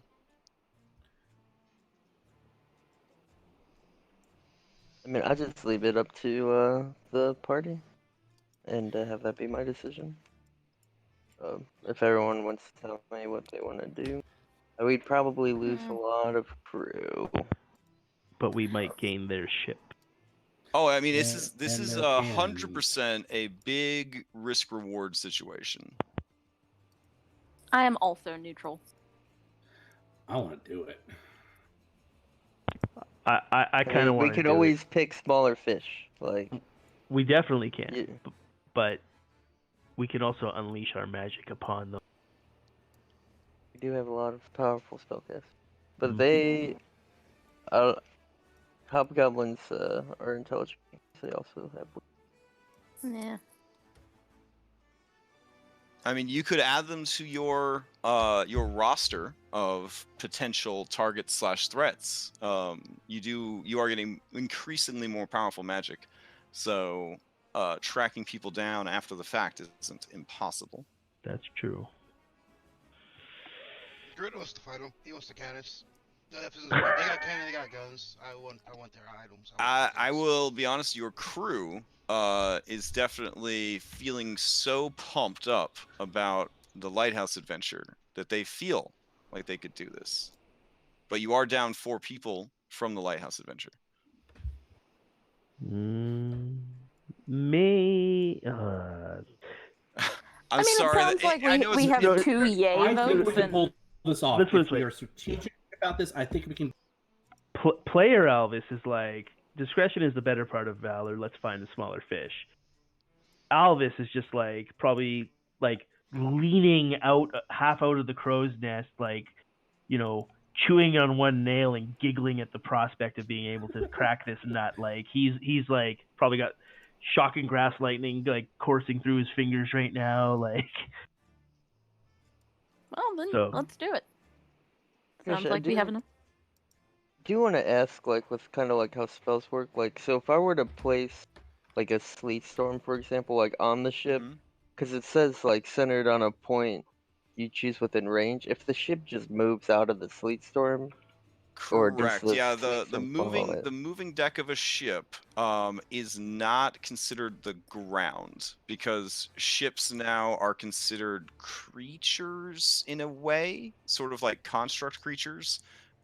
Since the publication of like what is it? Saltmarsh. So when they updated the rules or whatever. So yeah, it would not count as a surface. Like an anchor? Right, exactly.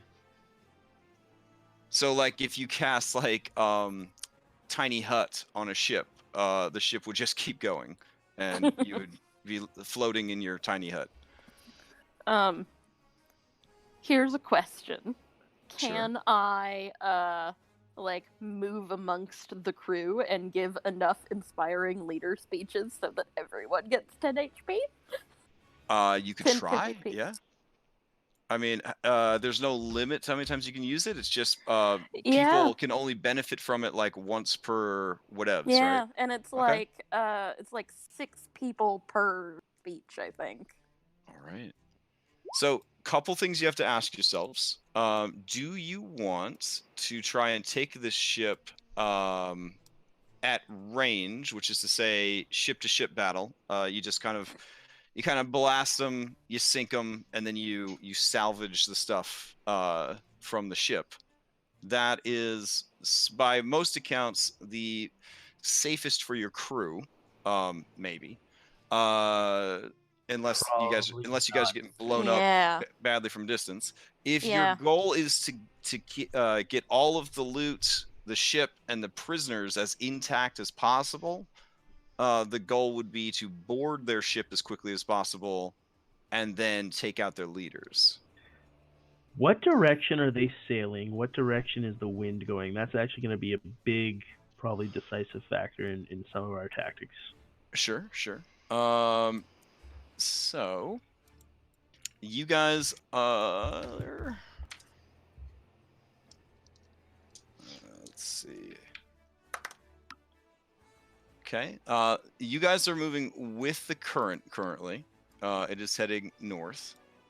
The winds today are, Fingers crossed, everyone. South wind. well, I mean, you guys were headed north as the goal. Yeah. Let's see. But if it's a south wind, it means that we're sailing into headwinds. But I can turn up into fill our sails. Oh, here's a fun complication. So yesterday, you had beautiful clear skies. As you're heading into evening, there are dark storm clouds forming as well. The wind currently is only 7 miles per hour to the northwest.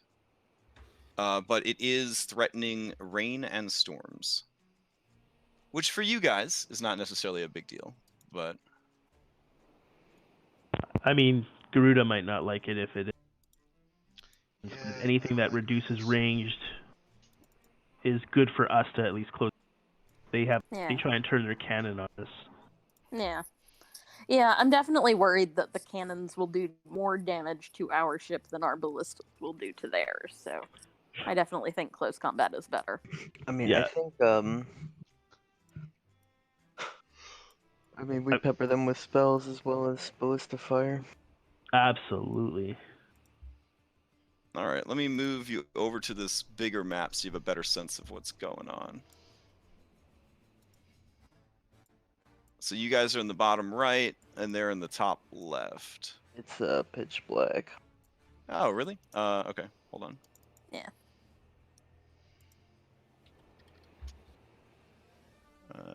Let's see. Ah, I got an idea.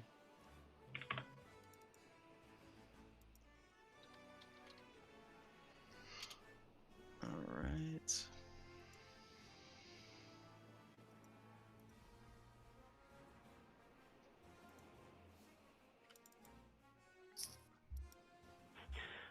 I kind of want to. Can you guys see now?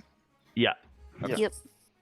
I kind of want to levitate their leader, and then like drop them in the sea. You could do that. You're in the top left, you said, Crash? They're in the top left. You guys are in the bottom right.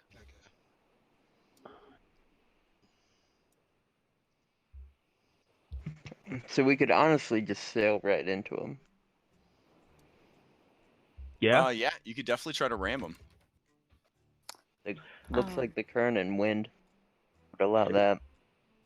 The only thing is that I don't want to damage ship too much because I want. I mean, we'll damage the ship more by destroying it at range Yeah. than we will ramming into it. Yeah. No, I don't mean our ship. I mean their ship. Yeah, I Yeah. mean, No, that's what. I mean, when ships ram into each other, it's kind of like collateral damage. Like, Yeah, I mean the rammer definitely takes less damage than the ram E, but it's still, messy. We've got a shipwright. We'll make it work. That's Yeah. true. And their ship is about the same size as ours. It just has more cannon, right? Correct. It is also a sloop. Okay. I mean, I could do my best to just disable as many of their crews as possible. That was kind of my thought. Yeah. Is if you do that, and I can lightning bolt anyone who's not caught in. You do. And if they have a spellcaster and we're within 120 feet, I can disable them with silence. Oh yes. I can shoot them. Yeah, and Gruda's like, and I'll just blow people's heads off. I'll stab them, I guess. I mean, we could. You can double our speed, right? We could like full speed. Well, this is into the 'em. problem. Is that the ability I have is to redirect existing wind in a direction of my choice. I don't actually increase the amount. I need gust of wind. I actually do have Gust of Wind, but only 2 spell slots, so there's that. There is that. Yeah, like Alvis is a bit here. I'll throw it up here. Which one are you? Storm Guide. That's why I was kind of hoping if the wind was like blowing south, Yeah. I could redirect it so that it's filling our sails while it's not doing that to theirs. I mean, I've also got my Pearl of Power, so I can get 1 back with that. So I wouldn't mind casting Gust of Wind into our sails, if you would like. Yeah, if we need the speed Yeah. bonus. One thing that is nice is depending on the way the chase goes. I mean, they may also just turn and fight. They're a pirate crew of a particularly dastardly reputation. Yeah. If they see us coming up alongside, they may not be trying. Like the fact is, they may not try and run from us. Oh, you're very Yeah. sure that? Yeah, you're very sure they're not going to try to run from you. Yeah, they'll probably. If anything, I mean, if we want to be real, we can always put up a parlay flag. Make it look like we're just trying to come up alongside them. And then in the last minute, just like start casting spells like crazy on them. Pirates. These are all things that could happen. So is the plan? The initial plan I heard was use magic, and current and wind to go as fast as you can to try to close with them and ram them. And then after ramming board, is that the? Yeah. Yep. I think I like that. All right. With ship battles, I gotta like adapt the map that you guys are gonna go onto based on how you're gonna approach. All right. So if that is what you're committed to, give me like a couple minutes to adjust the two ship maps, because making two ship maps full of crew smashed into each other, just need to change a couple things around. No problem. All right. But as always, feel free to further discuss. Just don't discuss yourselves out of your plan, because it does actually sound like a pretty solid one. So. So essentially, we're gonna ram into them. I'm a hypnotic pattern as many as possible, and kill the rest. Yeah. I'm probably gonna be targeted more in this fight than any other fight that we've had. It's like it seems ship fights are a lot about taking down the other captains, so I'm probably gonna play pretty defensively. You guys have targets you want me to go Yeah. for, or? If you see anyone who's trying to cast a spell on their ship, take them out first. Yeah, for sure. Yeah. And I I'll guess also. And you they're want me to hang officers. close to you, Jenna? Yeah, that'd probably be good. Yeah, I mean, I'm gonna just mirror image, and like right before we ram into him, I'm gonna cast mirror image, and then like I'm pretty defensive. Yeah. Okay. Well, in that case, I'll help man one of the ballistas up front with a couple other crew, and then as soon as we make contact, If they rush me, obviously, try and help me. But I'll just jump right into the fray. I should if we get close enough, I'll jump anti-glide onto their ship into the middle of like a bunch of their crew, and then I'll thunder step away and explode that entire set of crew. No, cast Armor of Agathis and let them hit you first. Just let So- the Then gang beat me. Thunderstep away. So a lesson that I have learned, it's taken me a while, but a lesson I've learned is we will not be rolling in any basic bitches into this into this fight, because we're not playing Warhammer 40k. So no, that is we are not. Yeah. So it'll essentially be their finest against your finest, and all basic bitches will be in the background. You can run past basic bitches without them provoking. They do not provide flank bonuses, any of that kind of stuff. Okay. They are just, fighting in the background. Yeah, So it's like the your extras basic in a TV bitches, show. exactly. Your basic bitches and their basic bitches are fighting in the background. That being said, the officers of the opposing ship will be a part of the fight, if that's if that makes it clear. So it's basically as soon as you board their ship, we switch from ship to ship battle, and we go into the actual fighting and all that jet. Love it. Okay. All right. I just have to notate who the those individuals are real quick. All right. Oh, you know what I realized would be a real. Except the range isn't very good. Shape water against a ship for a cantrip could be pretty brutal. If you were somehow ahead of a ship, like if an enemy ship's chasing us, you can shape water, a 5-foot cube of water, right ahead of their hull into solid ice that they slam into, and you can do that every round. So you can eventually like wear down their own hull. Titanic that bitch.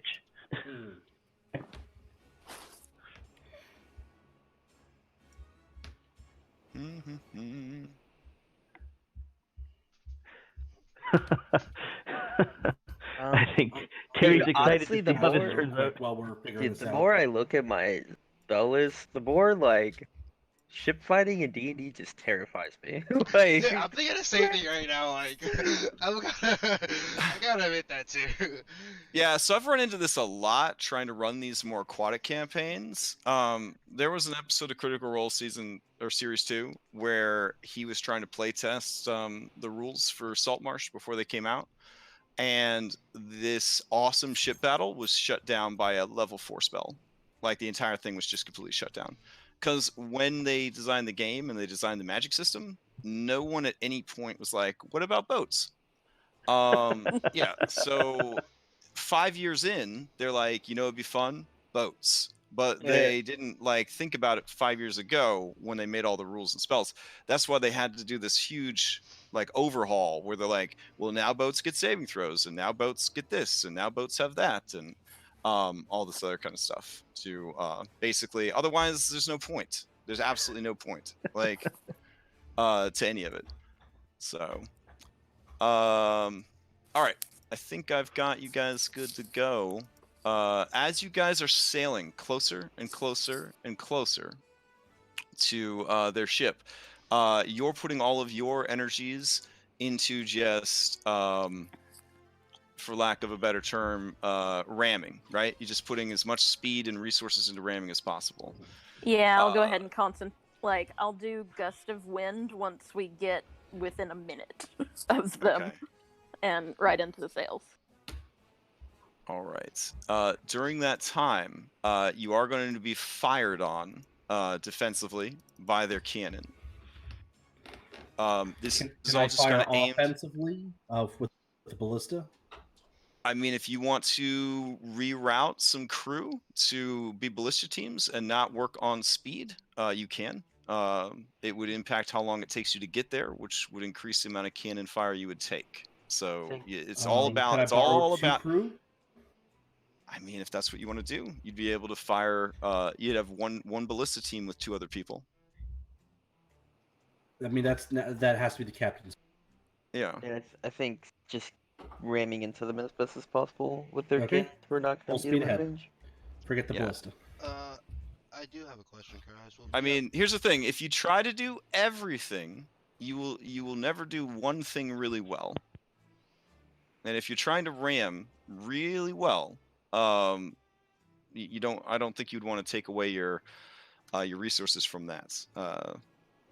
So just keep that in mind. No. What was the question, Garuda? When we get close enough, I want to like look and see if I can pick out like the targets I want to fire upon. So when we get close, as we pull in closer, like if I can do like a road to like check the targets and the high notes. Sure. People that are dressed like whiz robes or priests or things like that. Yeah, you know what I'm getting at. Yeah. I got you. Yeah.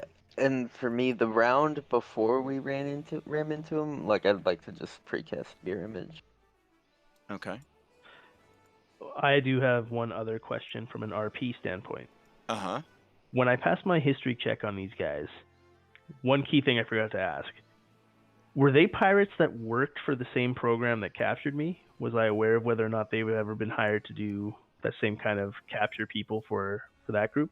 I mean, Hobgoblin Society is totally okay with slavery. That's really where they get the evil tag from, is that they if you are not a hobgoblin, you really don't have a lot of worth, like culturally. Yeah, I mean that would definitely be a thing.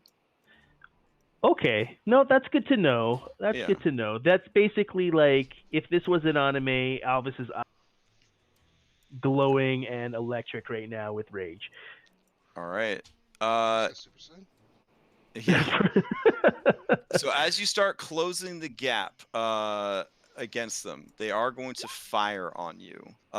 So your ship does have armor class of 15 and 200 hit points. So let's see how you survive, or that's a good word, how you fare against this onslaught of cannon fire as you approach. All right. So they're blasting. Maybe we should pick different music. This is a little too chill for this. Hold on. Yeah, let's see. Yeah, here we go. It's like, yeah, just play your hurdy-gurdy while we all get killed, everybody. It's cool. Hey, Doing great. hurdy-gurdies are kind of cool. Oh, they're super cool, but... All right, there we go. On the warpath. There we go. All right. Oh, God. So, the first... All right, the first cannon hits for 39 points of damage. They fire again. Pietro, you keep eyeing that ballista, but honestly, at this point, you're committed. You've just got to survive the hail of fire. I think as that first cannon blast hits your ship, you guys realize that you are in this now, and you will either all die here today, or you will succeed. But now there is no turning back. This is going to happen one way or the other.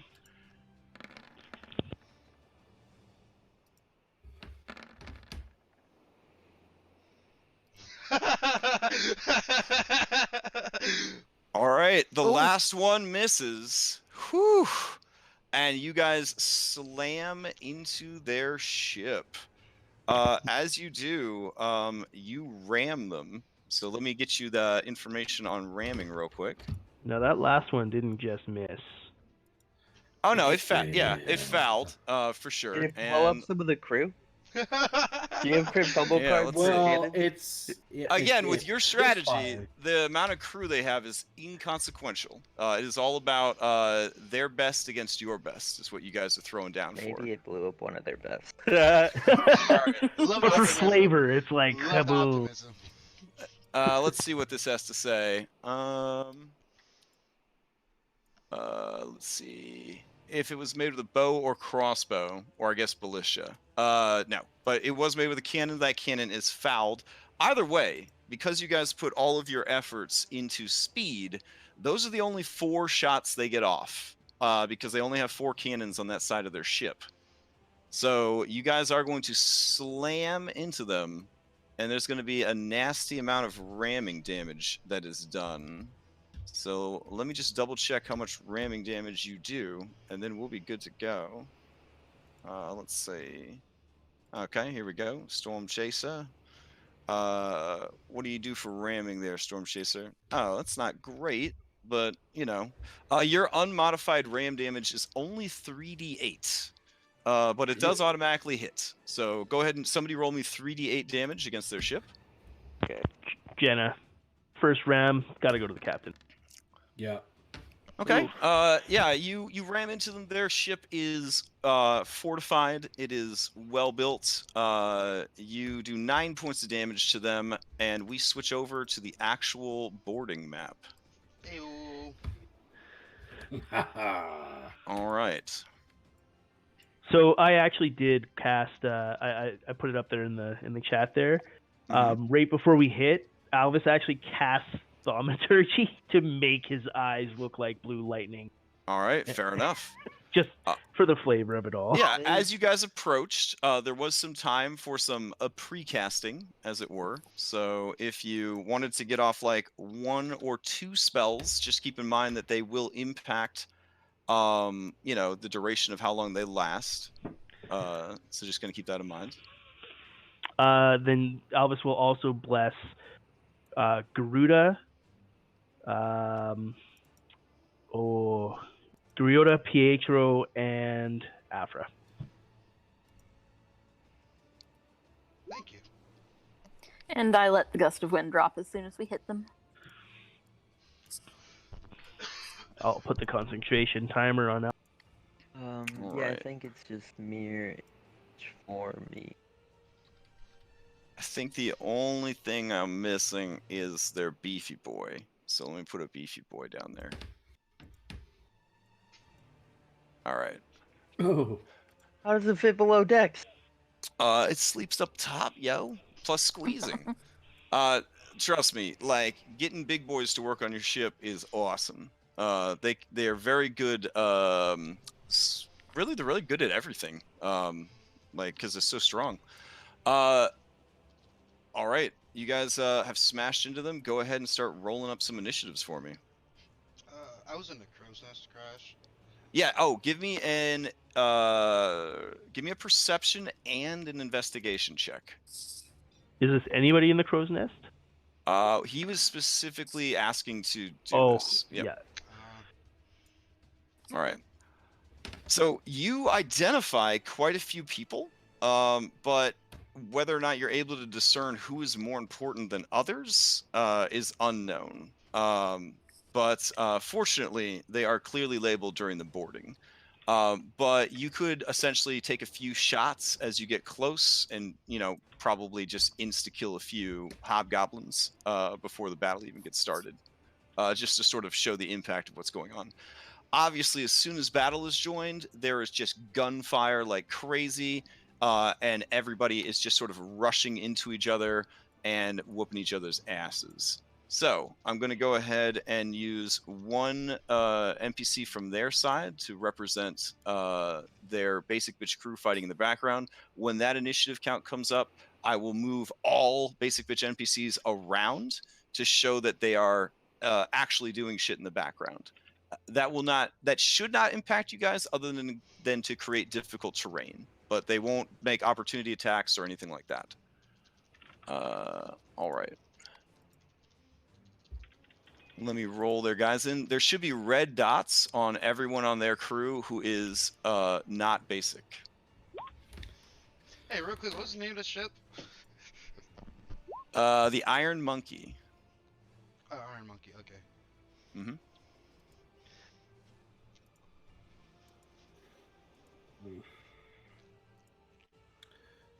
I'm sorry, Ro. I should have specified I was towards the front. I think we didn't heal up Willow. Oh no, yeah, that's fine. Long rest. Yeah, there was a long rest. Yeah. Out of curiosity, Albus, how do you do the timer thing? When you have the menu open with the icons, Yeah. put your mouse over the icon and then press the number on. I use the numpad, but I don't know if it matters. Yeah. But it puts that up there.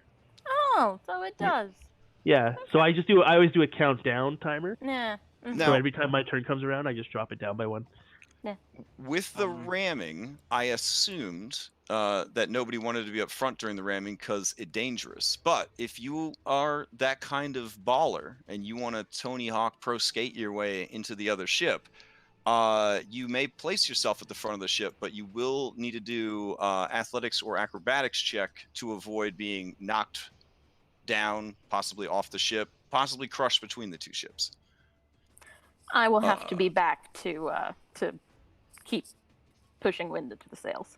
Okay. So I'll have to be at the I back want to be up where front. I am. All right. You Pietro wants do. to be up front. All right. So put yourself up front. Give me an athletics check to see how you handled the ramming. Like here or Wherever you I want to would've been- be would set I'm the gonna be by the difficult. Yeah. ballista. It'll set the difficulty of your check. I would have been like by the ballista. Like, do I fire? Do I not? All right. All right. Athletics check. Oof. Yeah.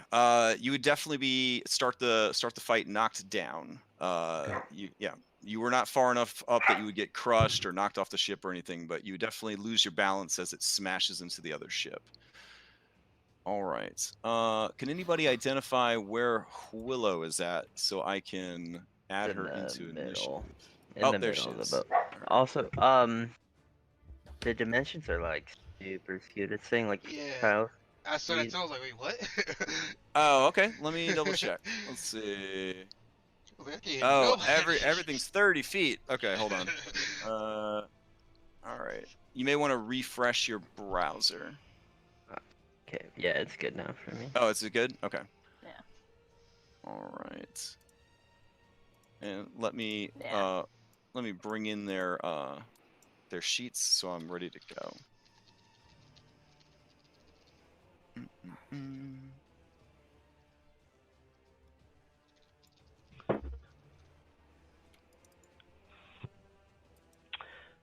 Just a fair warning to everyone: Alvis may die. I'm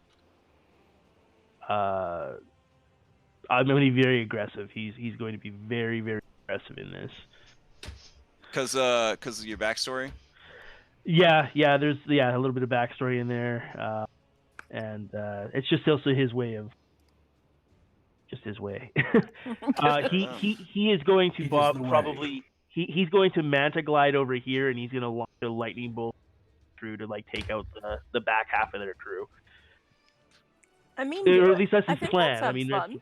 whether it works or not is completely beside the point. I Sure, mean, we you know- playing aggressive Yeah. makes me feel safer. But we know our targets, so we know Jenna the right Jenna guys. tells We Petro should to kill. not let Elvis Yeah. die. And then, I mean, once he's there, the whole point is that, as Afra said, like, let them beat on him with his armor of Agathis. Oh, Did you sorry. precast that? No, because I've got the temporary hit points from her. It's gonna be as soon as he gets hit, he'll cast it. Crash, Yeah. Willow, and Alvis have a Oh, yeah, general bond. warding bond thing. Oh no, they wouldn't cast it here. The distances are too great. Never mind. Okay. It has to be within 60 feet. Also, I would have tried to pump up the crew if that makes any difference as to how many of them die. Fair enough. Fair enough. We're not If gonna we survive, we're not we'll gonna see. cover it right now because I want your morale to be high. But there are rules that when your ship takes a certain amount of damage, you do lose some basic bitch people. Oh because god, we there- took a lot of damage. Yeah, there were Yeah. explosions. You guys are gonna be restaffing. Trust me. You did lose. Yeah, you lost some crew. It's all right. All right. That's life on the open seas. It's just people die. Alrighty. Starting things off, Alvis, Storm Chaser. Storm Caller now. Oh, sorry, Storm Caller. Okay.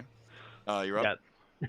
Okay. So I'm gonna pull the Manta Glide maneuver, where I'm just gonna basically step off of the crow's nest and fall, I guess up to 35 feet, but glide down, and I'm gonna actually to here Okay.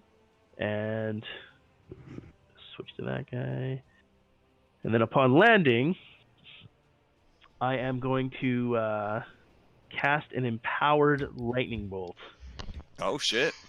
and like, yeah, he doesn't say anything like, surrender and survive or any of that junk. No, it's purely a he comes in like, why can't I drag the lightning bolt onto the, there it is. Okay, so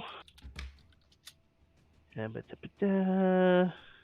the red dots are pretty much in a line. and oh wait, Angle it. how do you make the angle stay every time I do?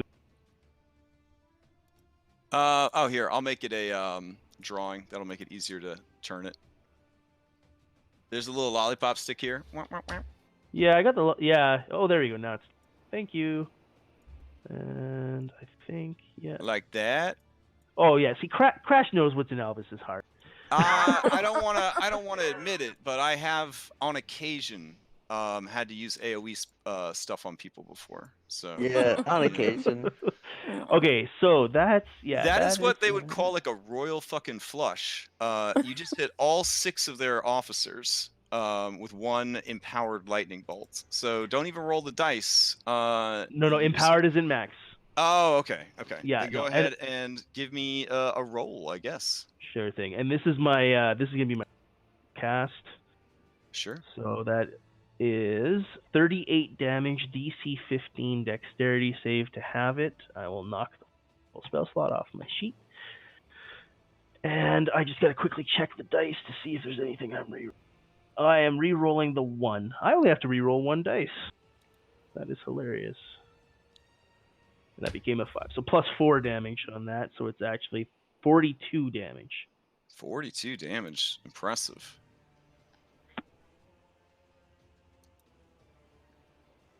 Yeah, good shit, Alvis. Thanks. Well, he literally, like, yeah, he swoops down. He's got lightning eyes. He just, like, essentially points his hands out, calls out to his goddess, and just. Let's see. 1, 2, 3, 4. Here we go. Okay. Oh, troll fails. Poor troll. And let's see. Last one. So many sheets. Sorry. Oh no, it's not your fault. Hobgoblins are very diverse as far as monsters go. Wow. Okay, so 2 of them failed, but the rest of them all passed. All right.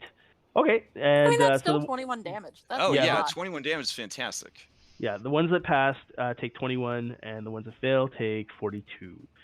I didn't realize there was a troll on site. So I'm Yeah, definitely going. it's a pretty nasty variety. It is a rock troll. Rock Okay. lobster. So we definitely need to hit it with fire damage. Like every it's going to start. So I'll. I think Willow's gonna take care of that. Okay. Hopefully, Oh, yeah, that's- not that right now. I forgot about Willow and her. That's excellent. Good. I'm like, oh, I'm gonna have to start quickening my spells just to firebolt. Yeah, this team, I don't know if it is a result of the grueling low levels that you face, the fact that you live in a world with critical hit cards. You have definitely grown to be an offense is the best defense situation. All right. This guy who took it right in the chin is going to use absorb elements to take half of half, right? Yeah. Yep. So yeah. So he takes all right. 10. Okay. But they have used their reaction to do so. Alrighty. Would I? I'm pretty far away. Would I Yeah. have seen that, like, to know that this person is a spellcaster? Well, I mean, this guy, he is wearing armor, but he definitely has sort of a wizardy vibe to him. All hobgoblins are trained from birth to wear armor and use martial weapons, but this guy definitely looks more wizard than the rest. Okay. Whereas this guy, who has the spiritual weapon floating next to him, I wonder what he could be, kind of thing. All right, Garuda, strong start. What are you gonna do? Garuda sees this dude with a parrot and instantly knows that's familiar. I'm gonna Okay. kill that dude. So then he, oh goddammit, what just happened?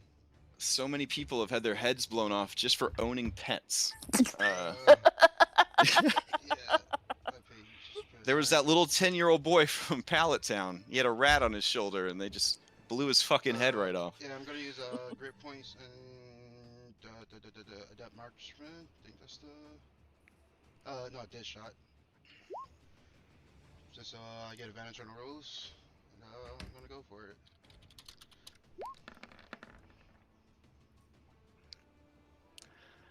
All right. Let's see.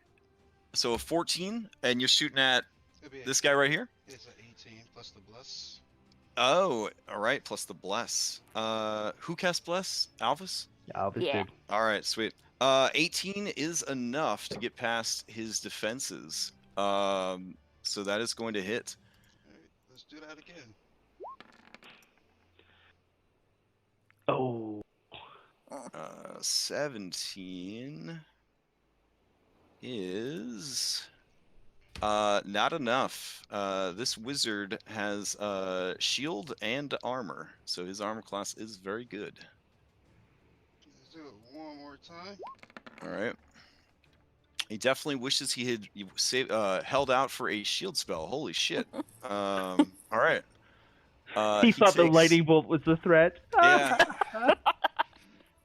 Well, when I tried to go with my gut, if somebody shot a lightning bolt at me from 10 feet away, 7 feet away, I would probably absorb elements. You know what I'm saying? Like, it would just, I don't even think I'd think about it. It would just be a gut reaction to be like, ah! All right. So as you do this, oof, you killed him. Does that count as a significant threat in your eyes? Let's see. A Hobgoblin Devastator? Yes, that is a significant threat. That was because- amazing, Kruda. Yeah. I Well mean, done, sir. You're the Well one with done. the lightning bolt going full force in front, dude. What are you talking about? You are literally going to the ship right now. Congratulate me.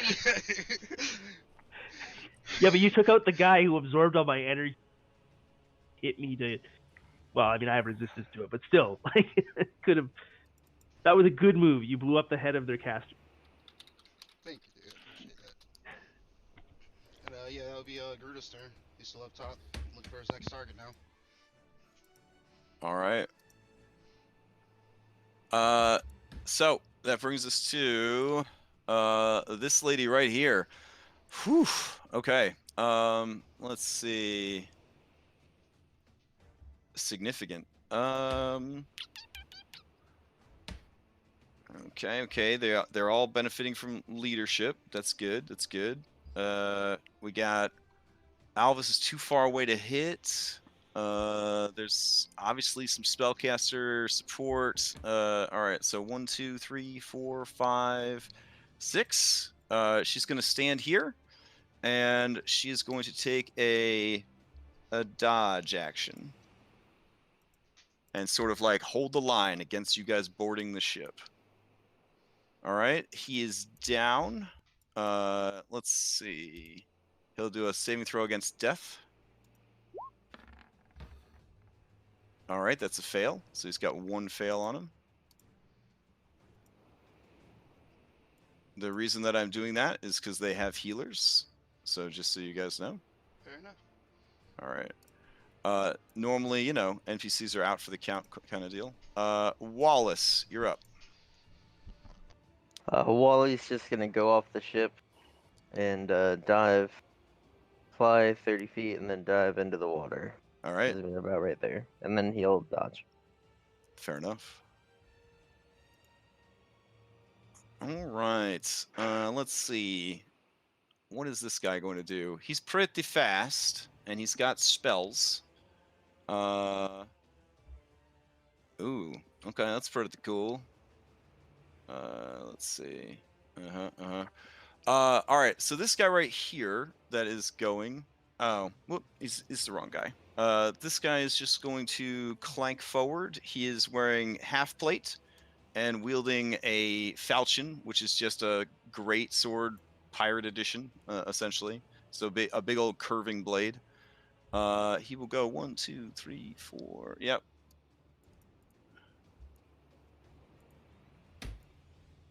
All right. Alvis, this guy's coming for you. Do I have to call shield before I see the? Shield is a reaction, so you just do it, kind of thing. So All right. shield is made even more powerful by our Roll20 environment, sort of like Lore Bard. So in an IRL game where the DM's rolling behind the shield and just tells you, you know, that you're attacked, you always have to lock it in before you know the numbers. But here, it is super powerful. Anyways, here they come. Can't remember what my Oh, that is a miss. Okay. All right, he swings twice, and both attacks miss.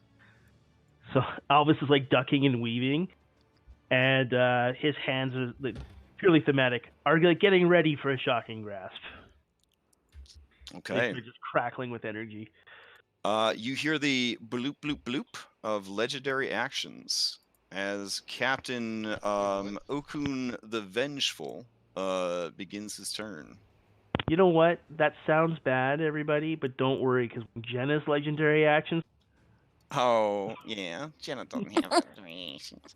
Oh, She will I'm eventually. It's open. called Time Stop. It's called Time Stop. Time Stop and Delayed Blast Fireball. All you need. Yeah, he's going to pull himself up and move to attack you. All right. something tells me RNG won't be as forgiving this one. Here we go. He's going to make 3 attacks with his greatsword. I can pretty much just tell you I'm almost certain to shield this. All right. Unless his first one's the one that disarms him. Yeah. You pray to RNGesus for magic. Let's see if he hears your prayers. Here we go. First greatsword attack. It's only a 13. Woo! Second greatsword attack. 23. Yeah, that's. Or wait. You know what? We'll play it honest. That will still hit me, but I would Okay. still cast shield out of the same Okay, reaction. out of twitchiness. Ah! Okay. You are hit for 23 points of damage. Oh shit. Okay, so All that's right. gonna nuke my temporary hit points for sure. It's gonna And knock it saving down, Constitution save to maintain bless. which would be DC 11. When you have the damage. Constitution save. Oh, come on! I got a +7! All right. So all of you who are blessed, you feel the blessings fade. A third strike comes your way. A 26 Oh, for shit. 19. All right. All right. In common, he says, you have made a huge mistake this day. You should be more careful over who you collect your pay from. All right. The basic bitches need to go. The basic bitches, fueled by the love of their captain and her officers, all who are still left. Cinematically, it looks like they're all left, but I guarantee you, some of them are in pieces all over the ship. Dart, I think you're down below decks, honestly. You're a cook. I don't know why you're up top. I feel A like for- he'd be scavenging for body parts. Yeah, I just feel A like for he'd be yeah, doing he's that. tossed them into the stew pot. A for effort, but get back in the kitchen. All right, so they're gonna surge forward, and they're gonna, just kind of stand up here at the front and shoot guns and cuss and yell and generally try to do their thing. Probably racial slurs about family. Theodosa is going to find a different place to set up a perch for sniping because she doesn't want to be anywhere near the turkey. And yes, they're all going to surge forward. Let's Even an see. old lady? Oh god. Yeah, couple of people overexcited. They're like yelling at Pietro, like "Let's shoot the ballistas at them," that kind of thing. All right. So One all of them that's helped happening. Petro stand up. I'd say Whitley the Shadow is probably not going to be actively fighting, so she'll be below decks as well. I think you pay her too much to die boarding a ship. There we go. Yeah. All right. Toothpick Tate, you're actually kind of surprised. He is there. He is living for it. He's rushing up and trying his best. Pietro, you are a little nervous because you rammed right into 2 cannons. So if anyone is below deck and they fire those cannons, it is going to be bad news bears for your ship. So just going to keep that in mind. So I'm going to say that some of them got over to you. Yeah, there's like a whole thing. Just people are crowding around, fighting each other. It is a swarm of dudes here. Alvis, you realize looking around that you have separated yourself from the rest of the party in a big way. I don't know if that was the plan. I don't know if there was a plan, but that has happened. Let me see which Garuda this is. Okay, so this extra Garuda can go in the trash. There we go. All right.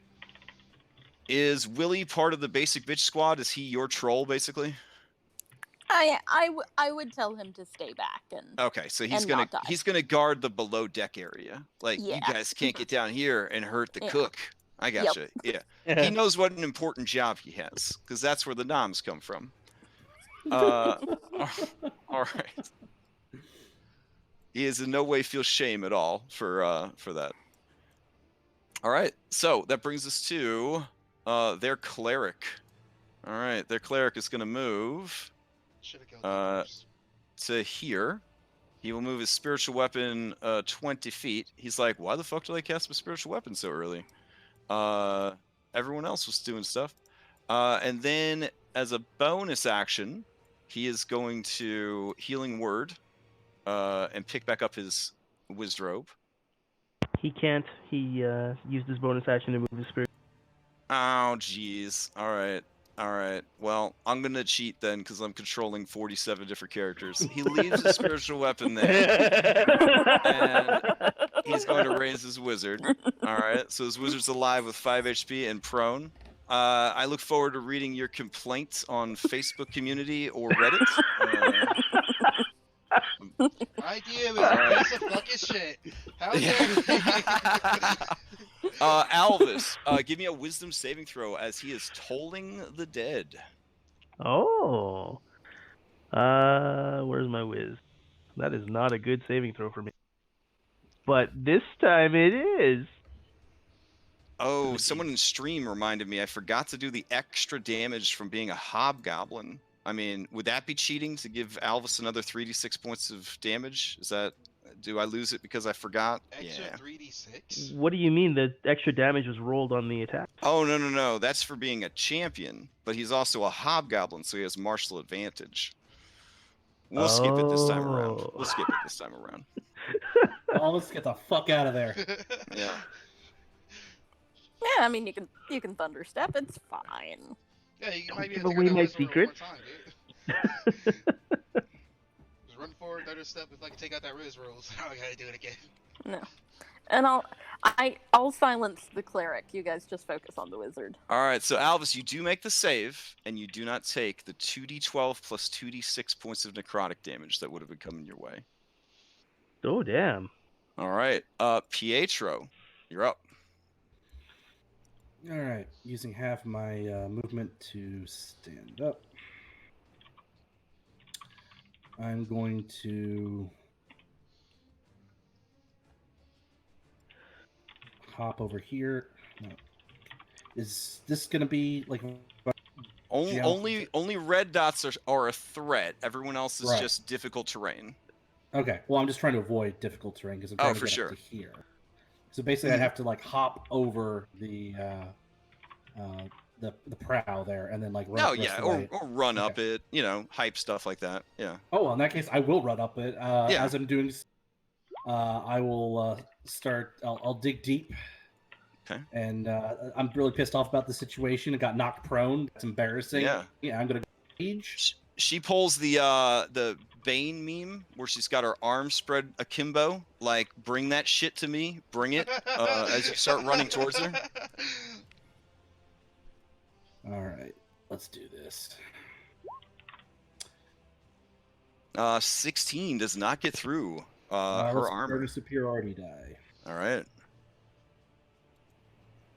Oh, that does get through. All right. Second attack. Hey, Oof. Yeah, also a hit. And I will follow that up with my scimitar. She is bloodied. hey. And another superiority die. All right. Oof. Yeah, 15 doesn't make it. All right.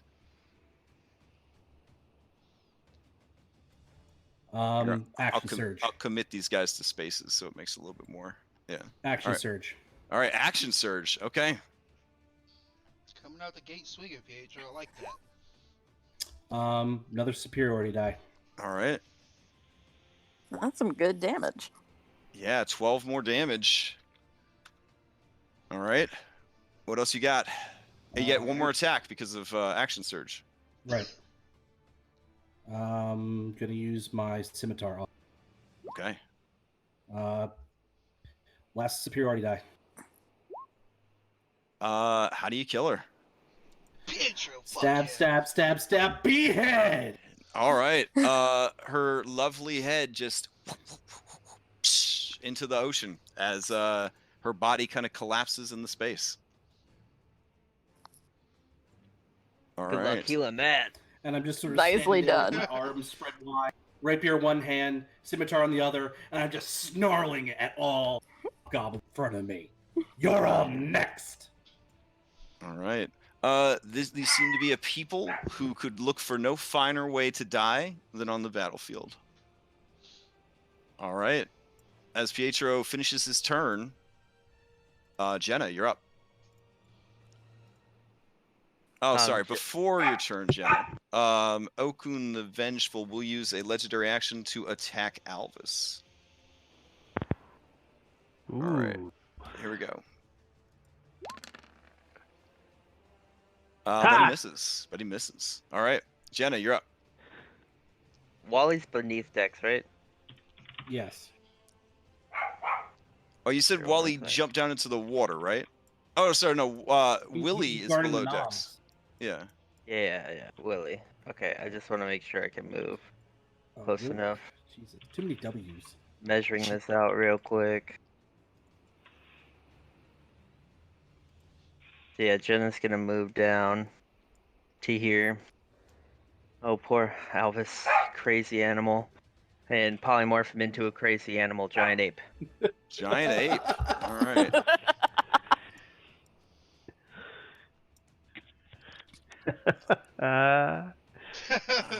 Let's see. Where are my giant ape? There you are. Where my giant apes at? Holy shit! That's like giant. Well, it's huge, yeah.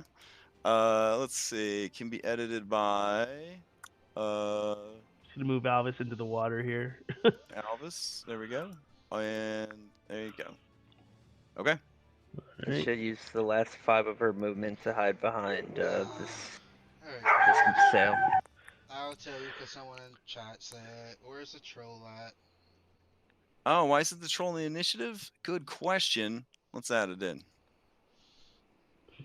I would have noticed at the end of the round. 12. I will penalize him for not rolling in though. He will go on this 4 count, I guess.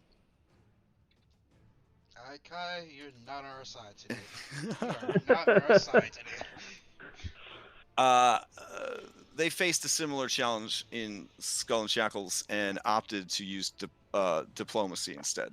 And not everyone on the crew agreed with it, and there was a lot of morale issues for like 2 weeks as they fought over how it was handled. So, not to put everybody's business out there, but you could just watch the streams.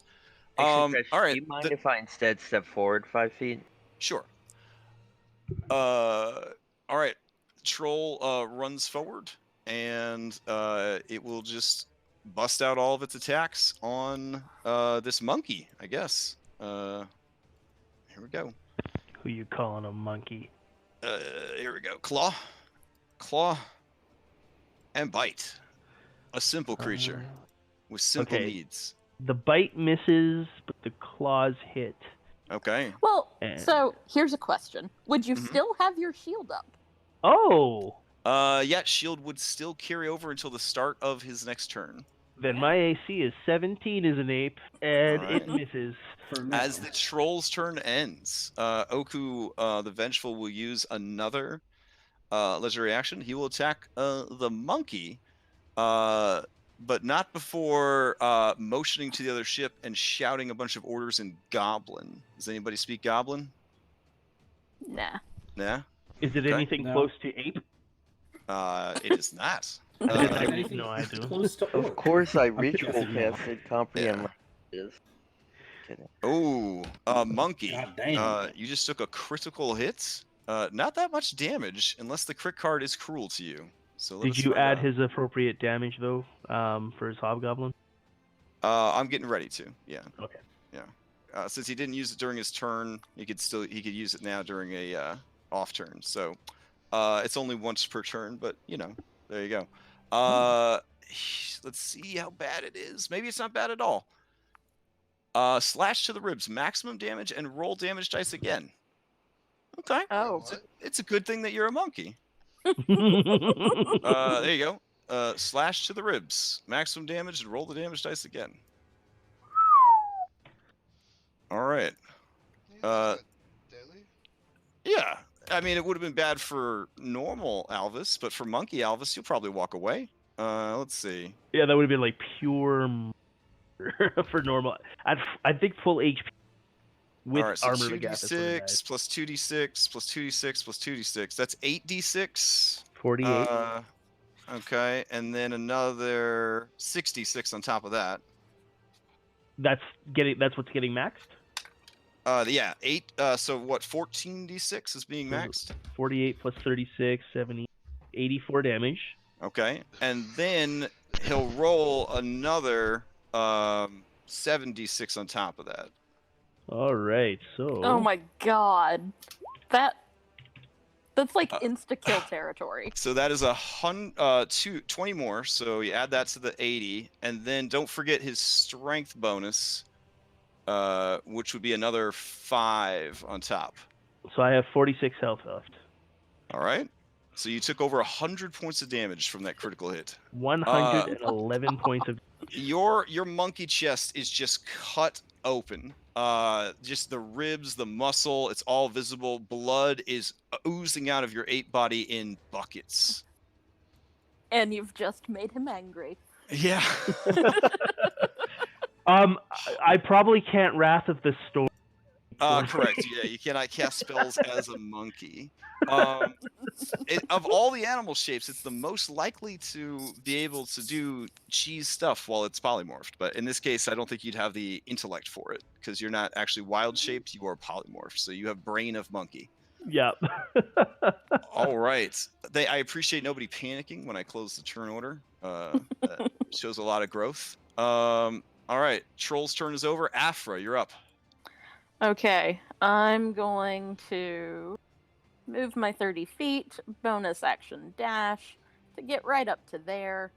And I am going to cast Silence centered on Cleric. All right. What is the area of effect? It's a 20-foot radius. Okay, so it's a fireball. Okay. Yeah. So let me grab you. Let's grab a template. Maybe not a fireball one. Maybe like a storm template. I guess I should make a silence one.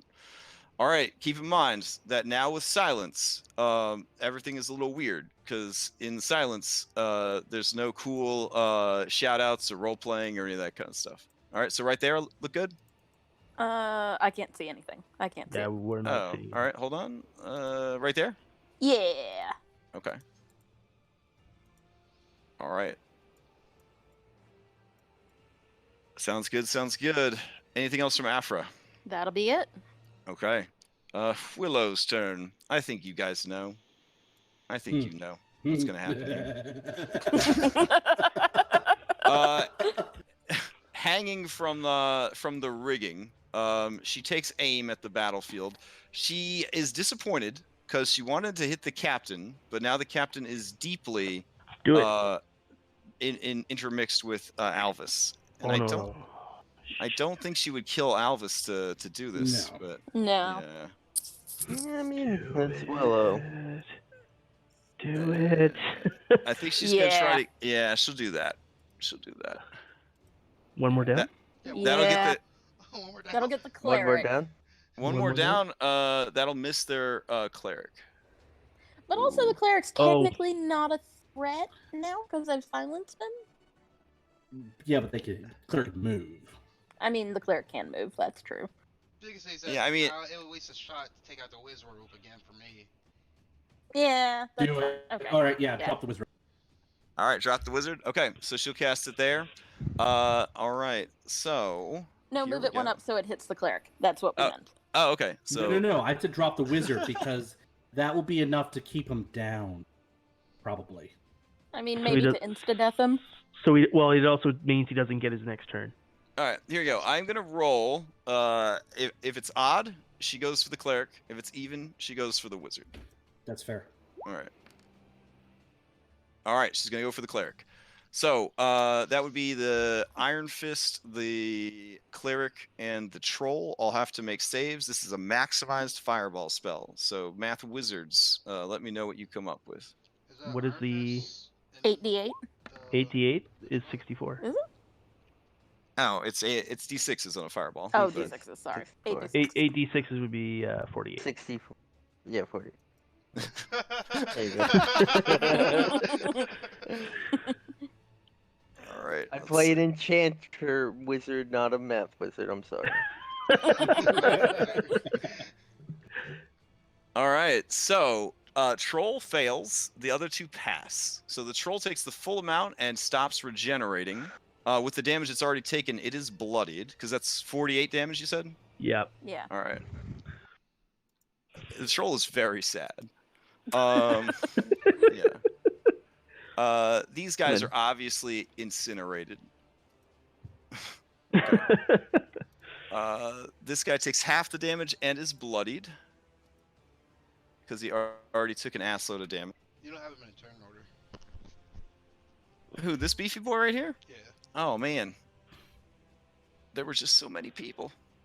All right, and then this one right here,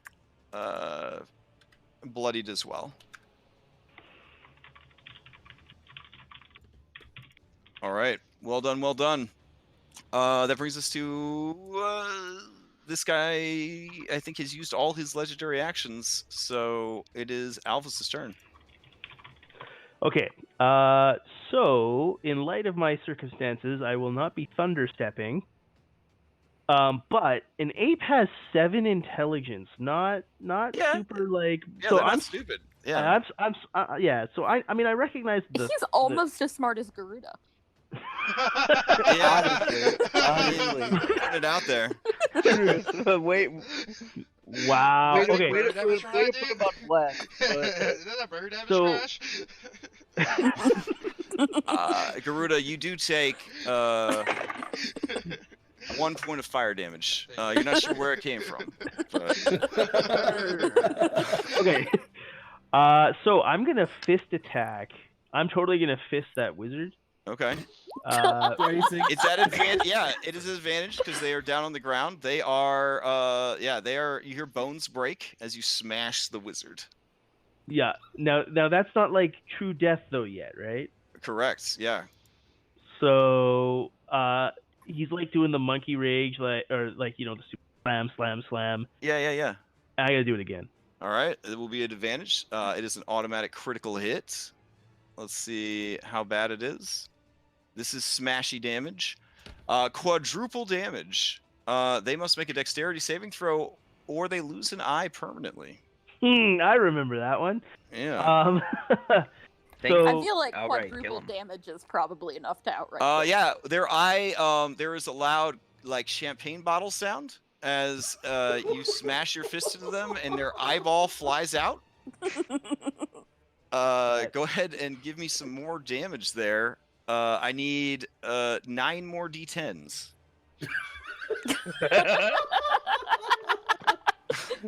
all right. Well, here's 5 and here's 4. Okay. They die from massive damage. Beauty. They are just Okay. paste. Yeah, they are a broken mess, and there's one intact eyeball over here. in an intact spellbook, right? I think we're gonna have to do some deep cleaning. Yeah, it should be fine. It should be fine.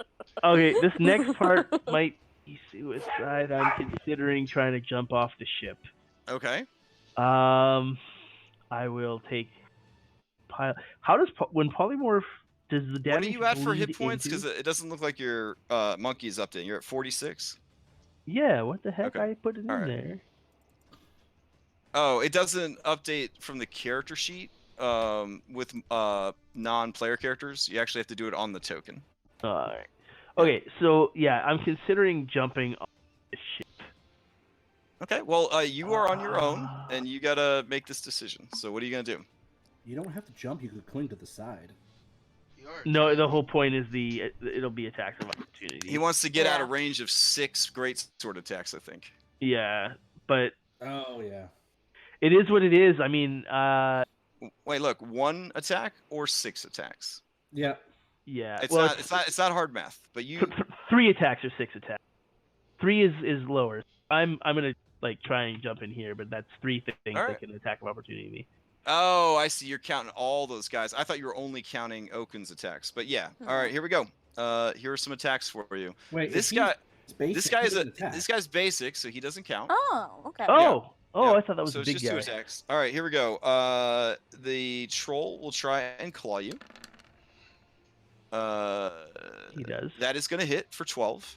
So that's 34. And then the captain will try and slash at you. That will hit for 18. Oh, okay, so that will put me at 16. Is that? Oh no, that's a reaction, and he's already added damage this round. Yep. Okay, so ape dives basically dives into the water there, or how high is the ship out of the water? Because I do have a climb speed, so I technically could cling to the side like. Usually the ships are 30-ish feet out of the water at the top there, 20 to 30 feet depending on the size of the ship. Okay, so he'll climb down enough so that basically my butt is just like riding the waves, Okay, sure. and so yeah, I'll be like 20 feet down. All right. Garuda, you're up. I'm gonna take shots at the cleric. Okay. The cleric can't even hear him coming. Yeah. Let's clear that out.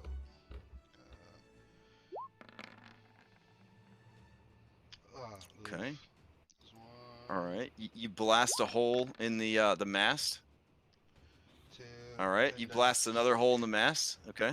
Are you trying to chop the mast down with bullets? Because that kind of seems like what's happening here. All right.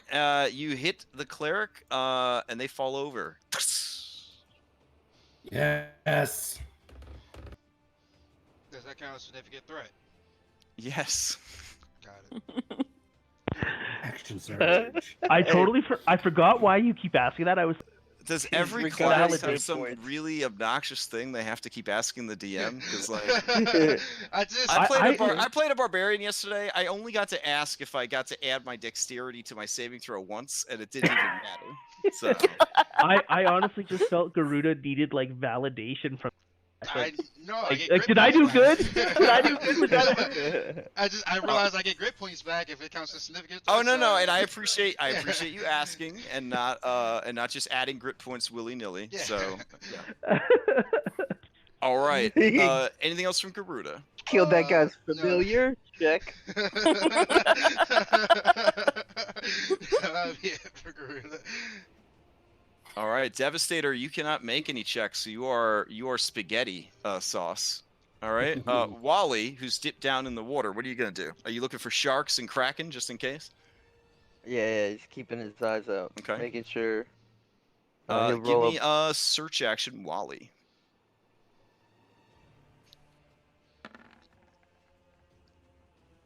True to Dungeons and Dragons form, off in the distance, you see a school of sharks approaching because they have learned over the centuries that ships touching each other means free food. Yeah, he's gonna head over to slowly to Monkey Elvis to tell him that he's about to get eaten by sharks. Okay, fair enough. All right. This, let's see. No, this guy was a real dude. You what? I didn't have a mark on him. Yeah, but he's rolled into initiative and he moved up and he attacked last turn. So I must have Oh, turned the mark well. off. Then we gotta hit all of them. There is Yes. several of them. Yeah. Yeah.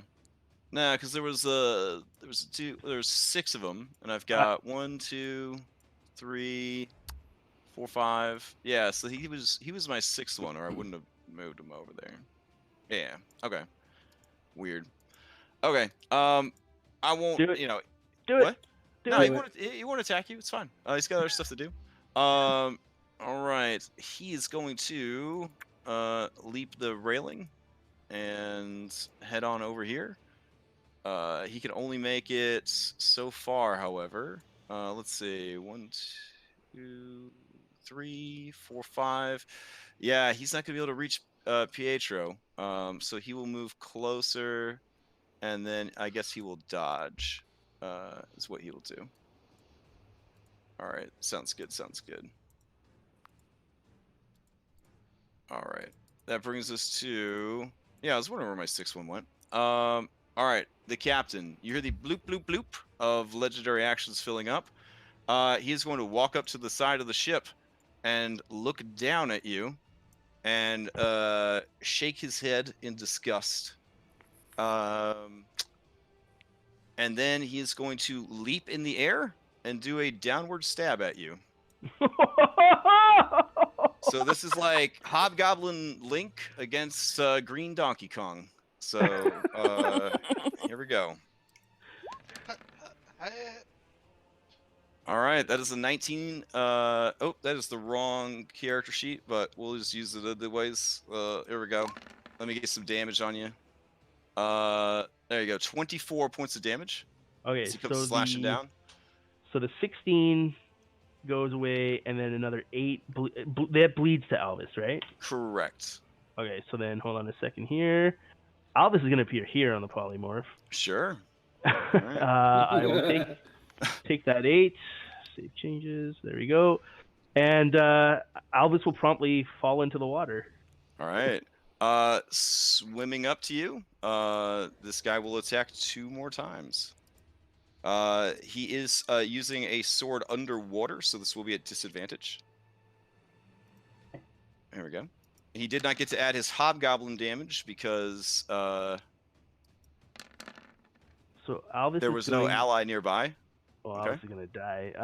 Because the bleed through went, did we establish with Afra that when the damage was coming in after the fact that they can still do a reaction as herself? Yeah, I don't think it was Afra who did that, but it was Gyoza, but sure, yeah. Was it? Oh, okay. Yeah. Because I was wondering if I could Wrath of the Storm the guy. Yeah, Come sure, up. go ahead. Storm. Okay, so Wrath of the Storm is, I think, save Dexterity saving throw. It'd be DC 15 and 2d8 lightning. Okay. So he passes save, but he would take 5 lightning. He takes 5 lightning. But then he kills me. And then he kills you. Got it. So the first hit put me down, and the second hit would have given me 2 death saves. Oh, and potentially a nasty critical. All right. And it is a slice to your sweet cheek. So it would have been quadruple damage. Wait, what? Uh-oh. All right. Wait, what? It's not a 1, kid at first.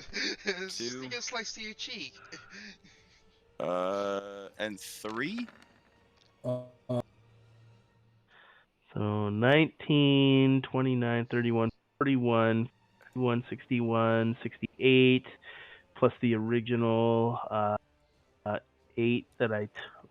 no, 68. So if that goes over 50, yeah, I think he would overkill you.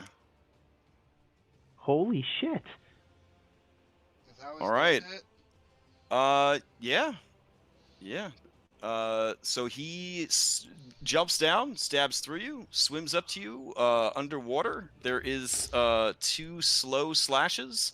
Okkun the Vengeful surfaces, holding Alvis's decapitated head in his hand. He snarls and looks directly into Jenna the Generous's eyeballs.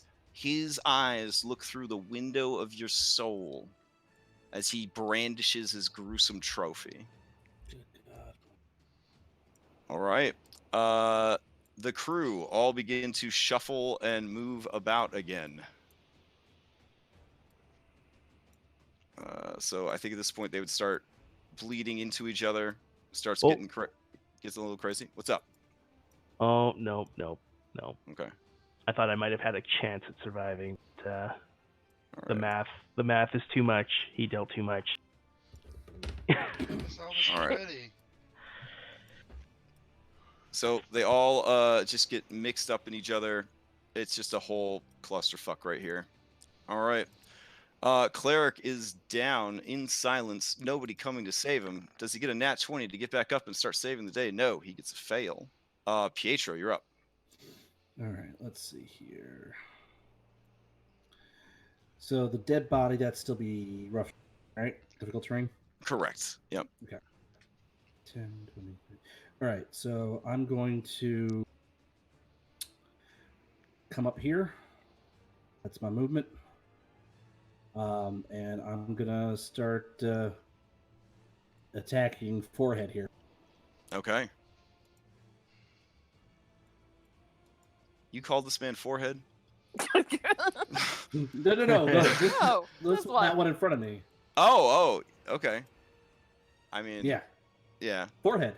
I feel like the other guy has a bigger forehead, but yeah, go for it. 14 does not hit.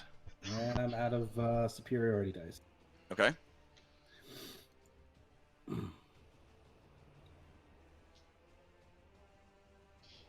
God damn it. And then my scimitar. There we go. All right, scimitar hits. He takes 9 points of damage. And he dies before he ever got a chance to do anything because the DM's dumb and didn't roll him to his initiative. All right. But whatever. All right, 2 kills, Pietro. Not bad. Anything else for Pietro? No, that's my action economy right there. Alrighty. Jenna, before you go, he is going to use a legendary action point to take a dash action. He's going to swim up to the ship and start climbing back onto it. It will take him some time. What are you going to do? I'm gonna So go to the side of the do ship. the hobgoblins have like handholds? No, he's got a 20 fucking strength, so he's just going to That'll do climb up it. the side of the boat. Is that cool? All right, Jenna, your turn. That's totally cool. Okay. He will just punch holes in his own boat to climb up. Check I'm Jenna, gonna, what would you like to do? I'm gonna unleash a 6th level magic missile into him with my water magic. All right, fair enough. Keeping her composure. Mm-hmm.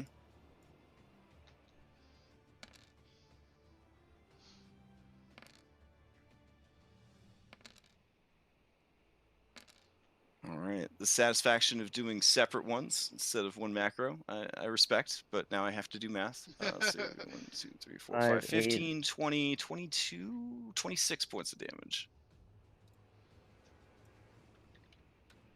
All right. And that is... He weathers the storm of your attacks as he grips the side of his ship.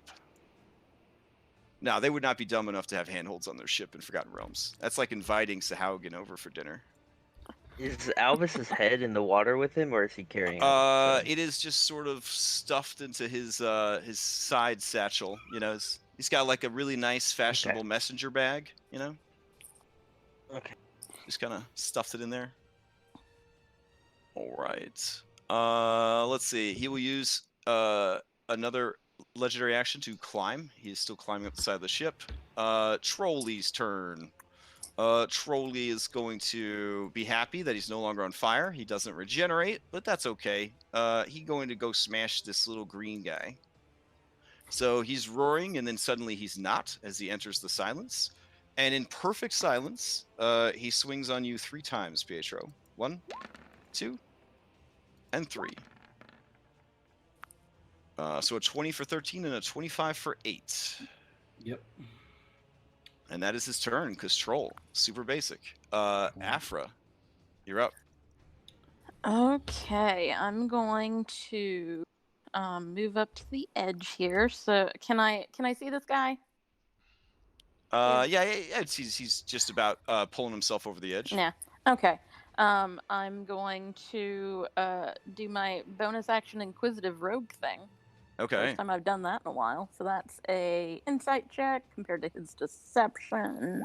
Alrighty. He fails. Okay. Then I'm going to take my packed weapon heavy crossbow and shoot him. All right. You read on his face that he has mathed it out, and he knows that everyone is going to die here today. So his goal is to kill as many motherfuckers as possible on the way out. That is what that is what your inquisitive rogue tells you. As you shoot him, and that just slices across his cheek as he's pulling himself up onto the ship. Yeah. Forgot to turn my bless off, but that's fine. 16 damage. All right. That's all I got. Okay. That brings us to Forehead, who is dead. Willow. Willow looks over at their captain and is going to use a spell, because that's what she does. Everyone's good for HP, I'm assuming, yeah? Except for, Albus. Well, I don't want to objectify him, but he is an object right now. So yeah. I mean, does she ever vivify? That doesn't work when your head is separate. His head has been separated But from the you body. put the head back on the body and then cast Revivify. I feel like she'll just stay on script. She's gonna go ahead and just use a maximized fireball on him. Which will also catch maybe this guy. And I mean, Salty Pascal. I guess he spoke too much about stabbing that creature in the face too much. Oh, that's Salty Pascal. All right, yeah, she's not that kind of person. She will try to. If she did Salty though, she would be able to catch the troll also. I mean, she could just cast it on the troll. Sure. I think the captain needs more damage than the troll. Troll's looking pretty bad, but I understand that you want fire damage on the troll, so. Oh, you know what? She couldn't hit both. So do you want her to just finish off the troll? No, finish. No? Hit the captain. Yeah, All right, hit she hits the captain. He's the epicenter of a maximized fireball. He's going to take 48 points of fire damage. Let's see if he makes the save. Damn. He does. So he will take half. So he takes 24 points of damage and is bloodied. Now that he is bloodied, he loses the champion feature. So his attacks will not gain an extra 2d6 from champion. All right. Alvis is dead. Garuda. I reload. I need to reload my pistols. Okay. Use one. Is it attack or action? I never reloaded in combat. Action. Alright, yeah, I use one action to reload my pistols, and then action surge. Okay. Take shots at the captain. All right.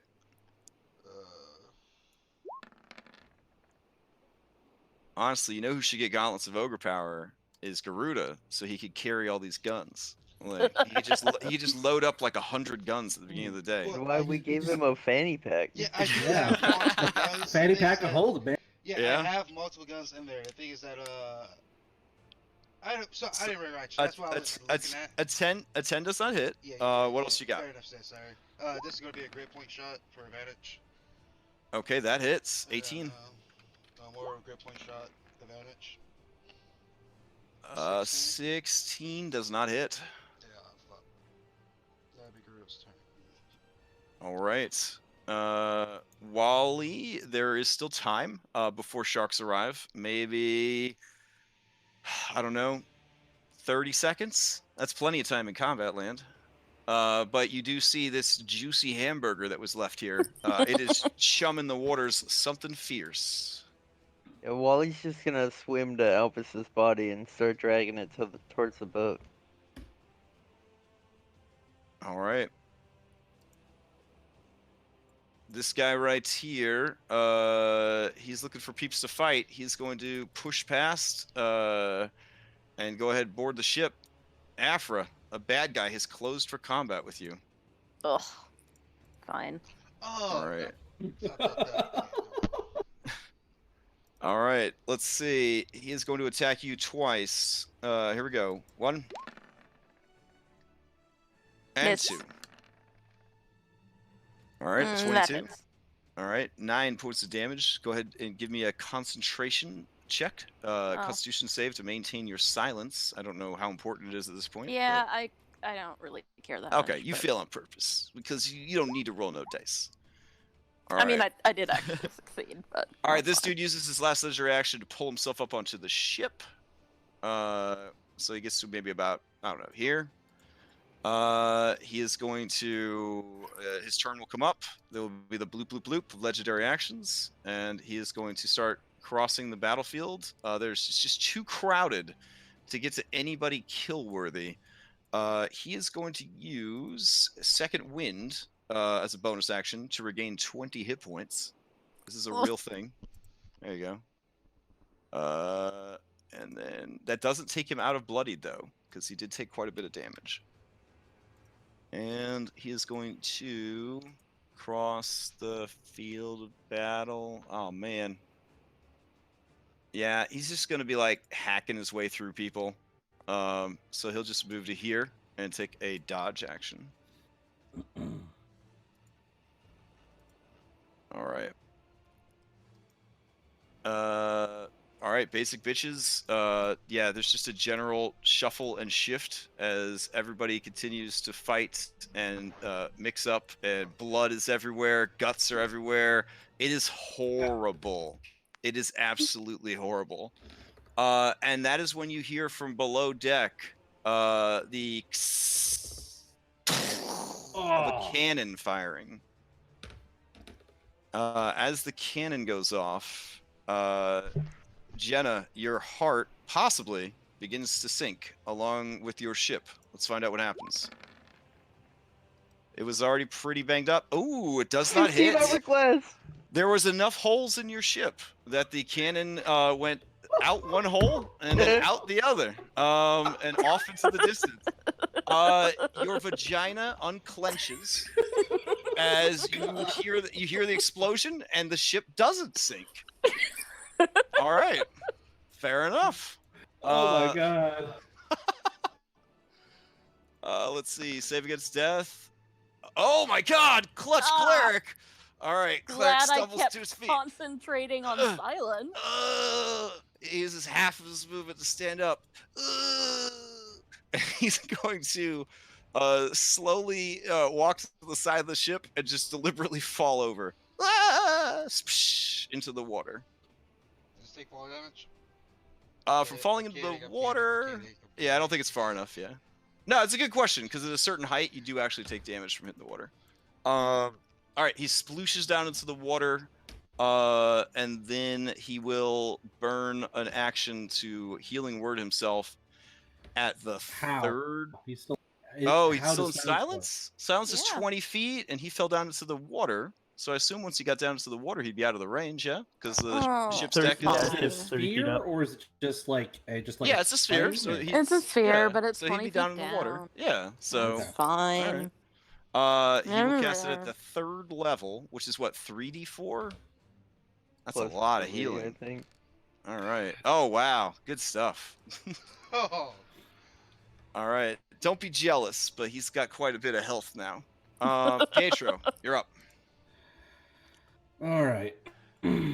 I did not hear. No, wait. You also dropped the silence, or you rolled for it anyways? Oh, you rolled No, for it. I anyways. rolled Yeah, for yeah. it. He rolled Yeah. for it anyway. Okay. It's still there. So Pietro, you watch in silence as this guy, he just crawls up to the side of the ship, turns to you, with his free hand, he flips you the bird as he falls off the ship. The troll is looking bad. If it was Monster Hunter, this troll would be limping back to its lair, pathetically, at this point. All right. Well, I'm gonna try and put the troll down. All right. 11 does not get through his knobbly hide. 22. 22 does. He dies, in quotation marks. Firebolt it, Jenna. Firebolt it. Yeah. Got movement. I saw the guy jump off. Oh yeah, you want to do a link Can down I stab? run Yeah. after him and use my Sure. bow? Well, you have 2 attacks. Use your 2 attacks, but you can move up to the side of the ship and see him, like he's down a ways in the water. But you can see him there. Does he not get his offhand attack? Yeah. Yeah. You If he can, moves? you can jump down there and offhand attack. him. Oh, okay. Yeah, Yeah, that's you what- want to jump Yeah, off the that's what I ship? was talking All about. right, yeah, go for it. Give it to me. Yeah, I'm gonna chase after the cleric. All right, Like, that's nobody hype. fucking flips me the bird. Yeah, that's hype as hell. Do it with advantage. All right. I'm still doing advantage, bitch. You won't. No fucking cleric flips me the bird. I kill the, and then I run after down, and then I attack him with. All right, do it.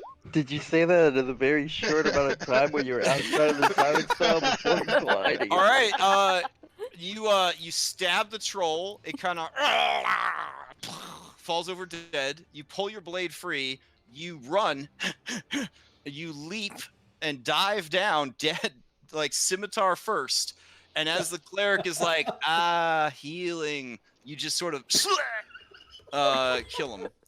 The waters continue to chum very nicely. All right, you are now down in the water. We'll say about 10 feet under, like he was, because of the momentum of falling into the water. The Fair only enough. science we'll talk about today. All right. Let's see. This guy is going to use a legendary action point to take a dash action. He is going to move right onto your ship and be right up in Afra's grill. No, he doesn't want to be squeezing. So, Afra, you could make an opportunity attack against him if you'd like. I will. 1, 2, 3, 4, 5. Oh, wait, sorry. He's stuck here for now. When he does move past you, you could do that. Or he might just stay there squeezing. I don't know. But he's squeezing for this round. Jenna, Okay. what are you going to do? Jenna is going to firebolt the troll. All right.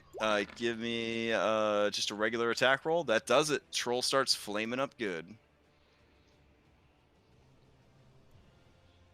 That thick, And- greasy fat just catches and it begins to burn.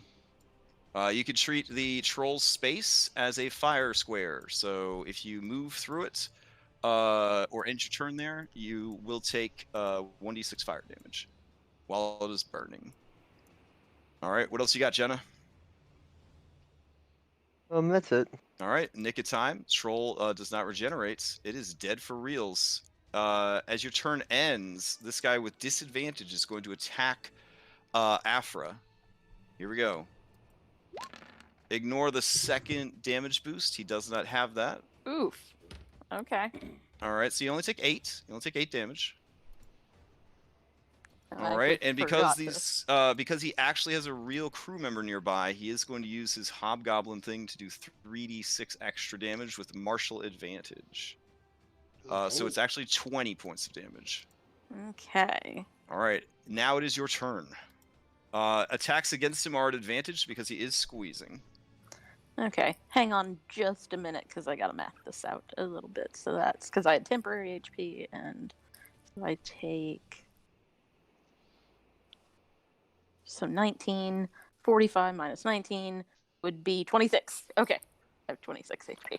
All right. I had to think And that through. concentrate and Constitution save to maintain silence if you are still interested in it.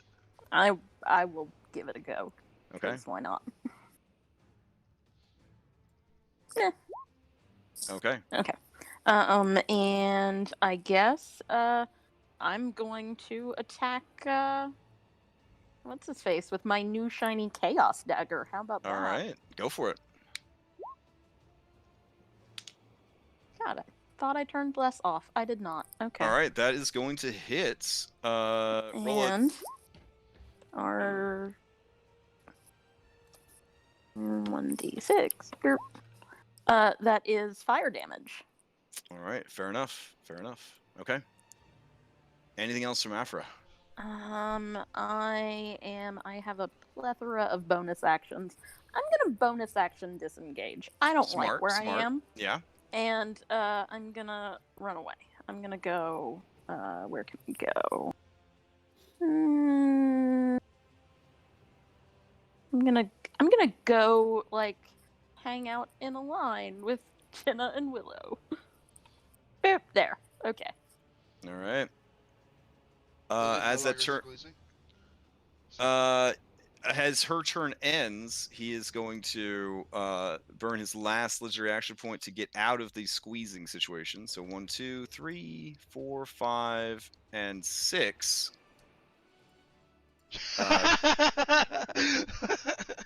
It gets right up on Willow. Willow does the arms akimbo gesture. Like, bring that shit. Bring it every day, all day. He is still taking a dodge action. So probably she should favor a spell that has a saving throw, maybe? Actually, she looks up at you, Garuda, and she says, are you... She's actually up a ways, right? We established on the rigging. So she looks up at you, and she casts haste on you. Oh. Oh. Sweet. Yeah. All right. Kill the fuck out of this guy. And that will be your turn. Garuda, you are up. You have haste. I mean, I get like 4 attacks, right? I believe. Yeah, you'll I have believe 4 total. Let's do it. Use every single advantage you have. So I don't have any left. That's all I always roll. All right, the second one hits. Keep in mind he is dodging. All right. Oh, 4. Okay, there's a lot of dice coming at me. That's 5. Yeah. Oh, it's fine. Bonus action still. Let's see. Well, normally you get 2 attacks, right? As a fighter. Yep, And then 2 you get 1 haste. more for haste, and Oh, then it's you get only your 1? bonus. Yeah, so before. You get 1 extra. Unfortunately, all these were made as sharpshooter against a high armor class dodging opponent. So of the 4 attacks, only 1 hits. He takes 16 points of damage. As he just sort of anime style uses his sword to like block fucking bullets. Yeah. Okay. Anything else from Garuda? That'll be it. All right. Wallace, shark clock is ticking. You slowly, because of the buoyancy of the water, drag the meat sack closer to the ship. Unless you had something else in mind. Nope, just drag him meat sack to ship. All right. This guy's going to move. 1, 2, 3, 4, 5, and 6. Will be as far as he gets. His boss motions at Jenna, and he takes a dash action to get right up in your grill. And that is his turn. All right. Okkun is going to step forward, and he looks at you, and in common, he says, this is the shrimp. This is the lobster. Jenna the Generous. It is pleasure to meet you. There is no It'll be a reason pleasure to kill you. for you to die here today. Why not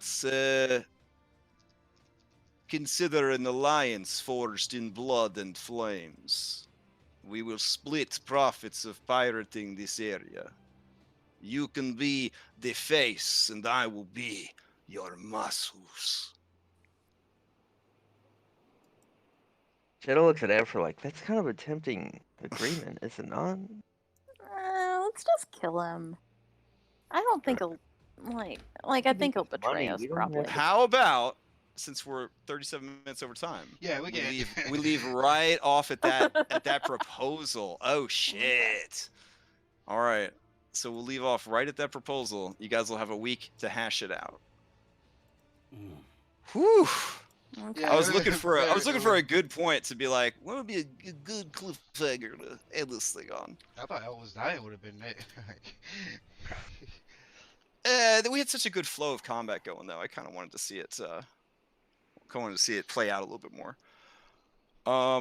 Yeah. All right. Brutal, crazy. But you either are gonna have a ship or an ally. I'm pretty sure, because these guys are on the ropes. How bloody will it have to be for your victory? I guess we'll find out next week. And the evil But class of Saltmarsh. yeah. Alvis, I saw in chat that you were already working on another character. If they bring your body back and are willing to front the bill, you do not want a raised dead. He's in the bosom of his goddess. He's finally known peace. Okay. Because apparently it's a real morale buster when PCs spend a shitload of money to bring people back to life and they refuse the res. So as meta as it is, I like to check ahead of time now, rather than watch people piss away lots of money paying for reses and then have people cancel them. So, No. Yeah. Yeah. Oh, what? You had to go on a quest to get this guy to cast Raise Dead, and you almost died, and you spent thousands of gold and resources and weeks of time. Nah, I kind of like my temp character. It's cool. I'm sure we will raise that. We will raise that you. No. He would have been pretty clear to anyone who would have listened that if I don't know, he's just recently reconnected with his goddess and actually feels like there's something there now. So before that, if he hadn't had to die happy, I get you. Yeah. If this had been before he got his cleric level, he would have still been of the mindset vengeance is all that he has. So bring him back so he can wreak it upon his enemies. But that's not. I mean, Prime Water's gonna be happy about it. So I think one Prime Mortar will be very happy. The other will be very sad. On the bright side, you always have the painting to remember him by. Oh yeah, we'll leave that in the. No. There will be. Trust me. You'll want to make. Yeah. No. The new character is still going to be very heavily to Alvis's story. It's just going to be a very, very different character. It's going to be Dolvis Stormbringer.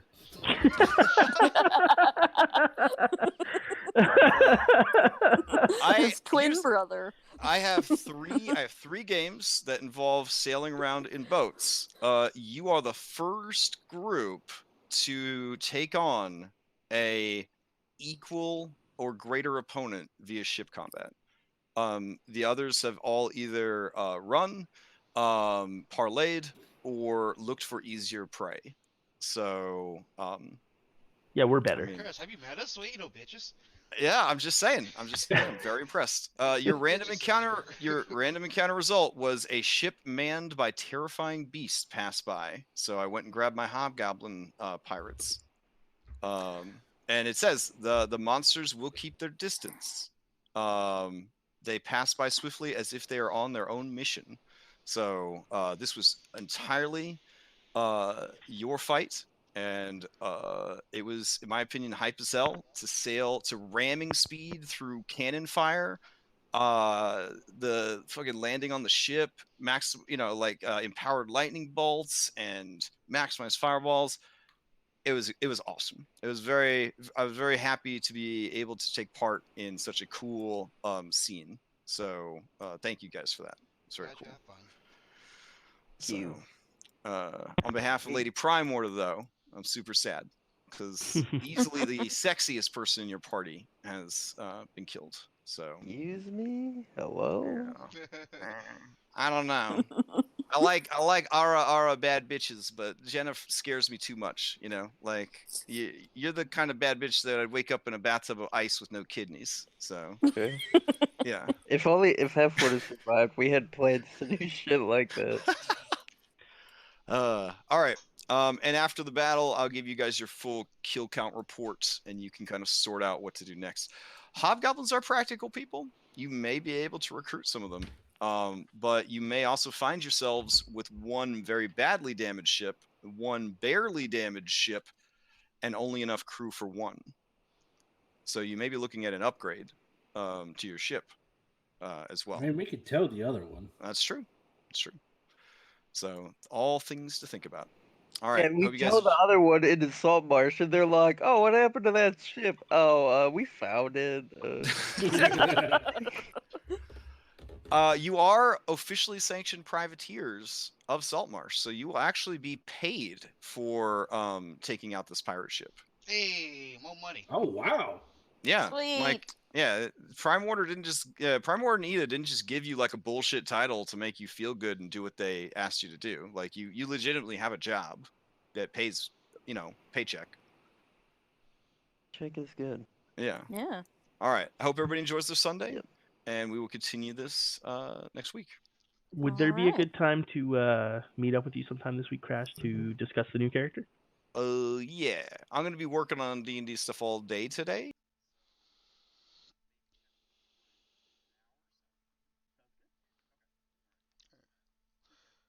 Later, dudes.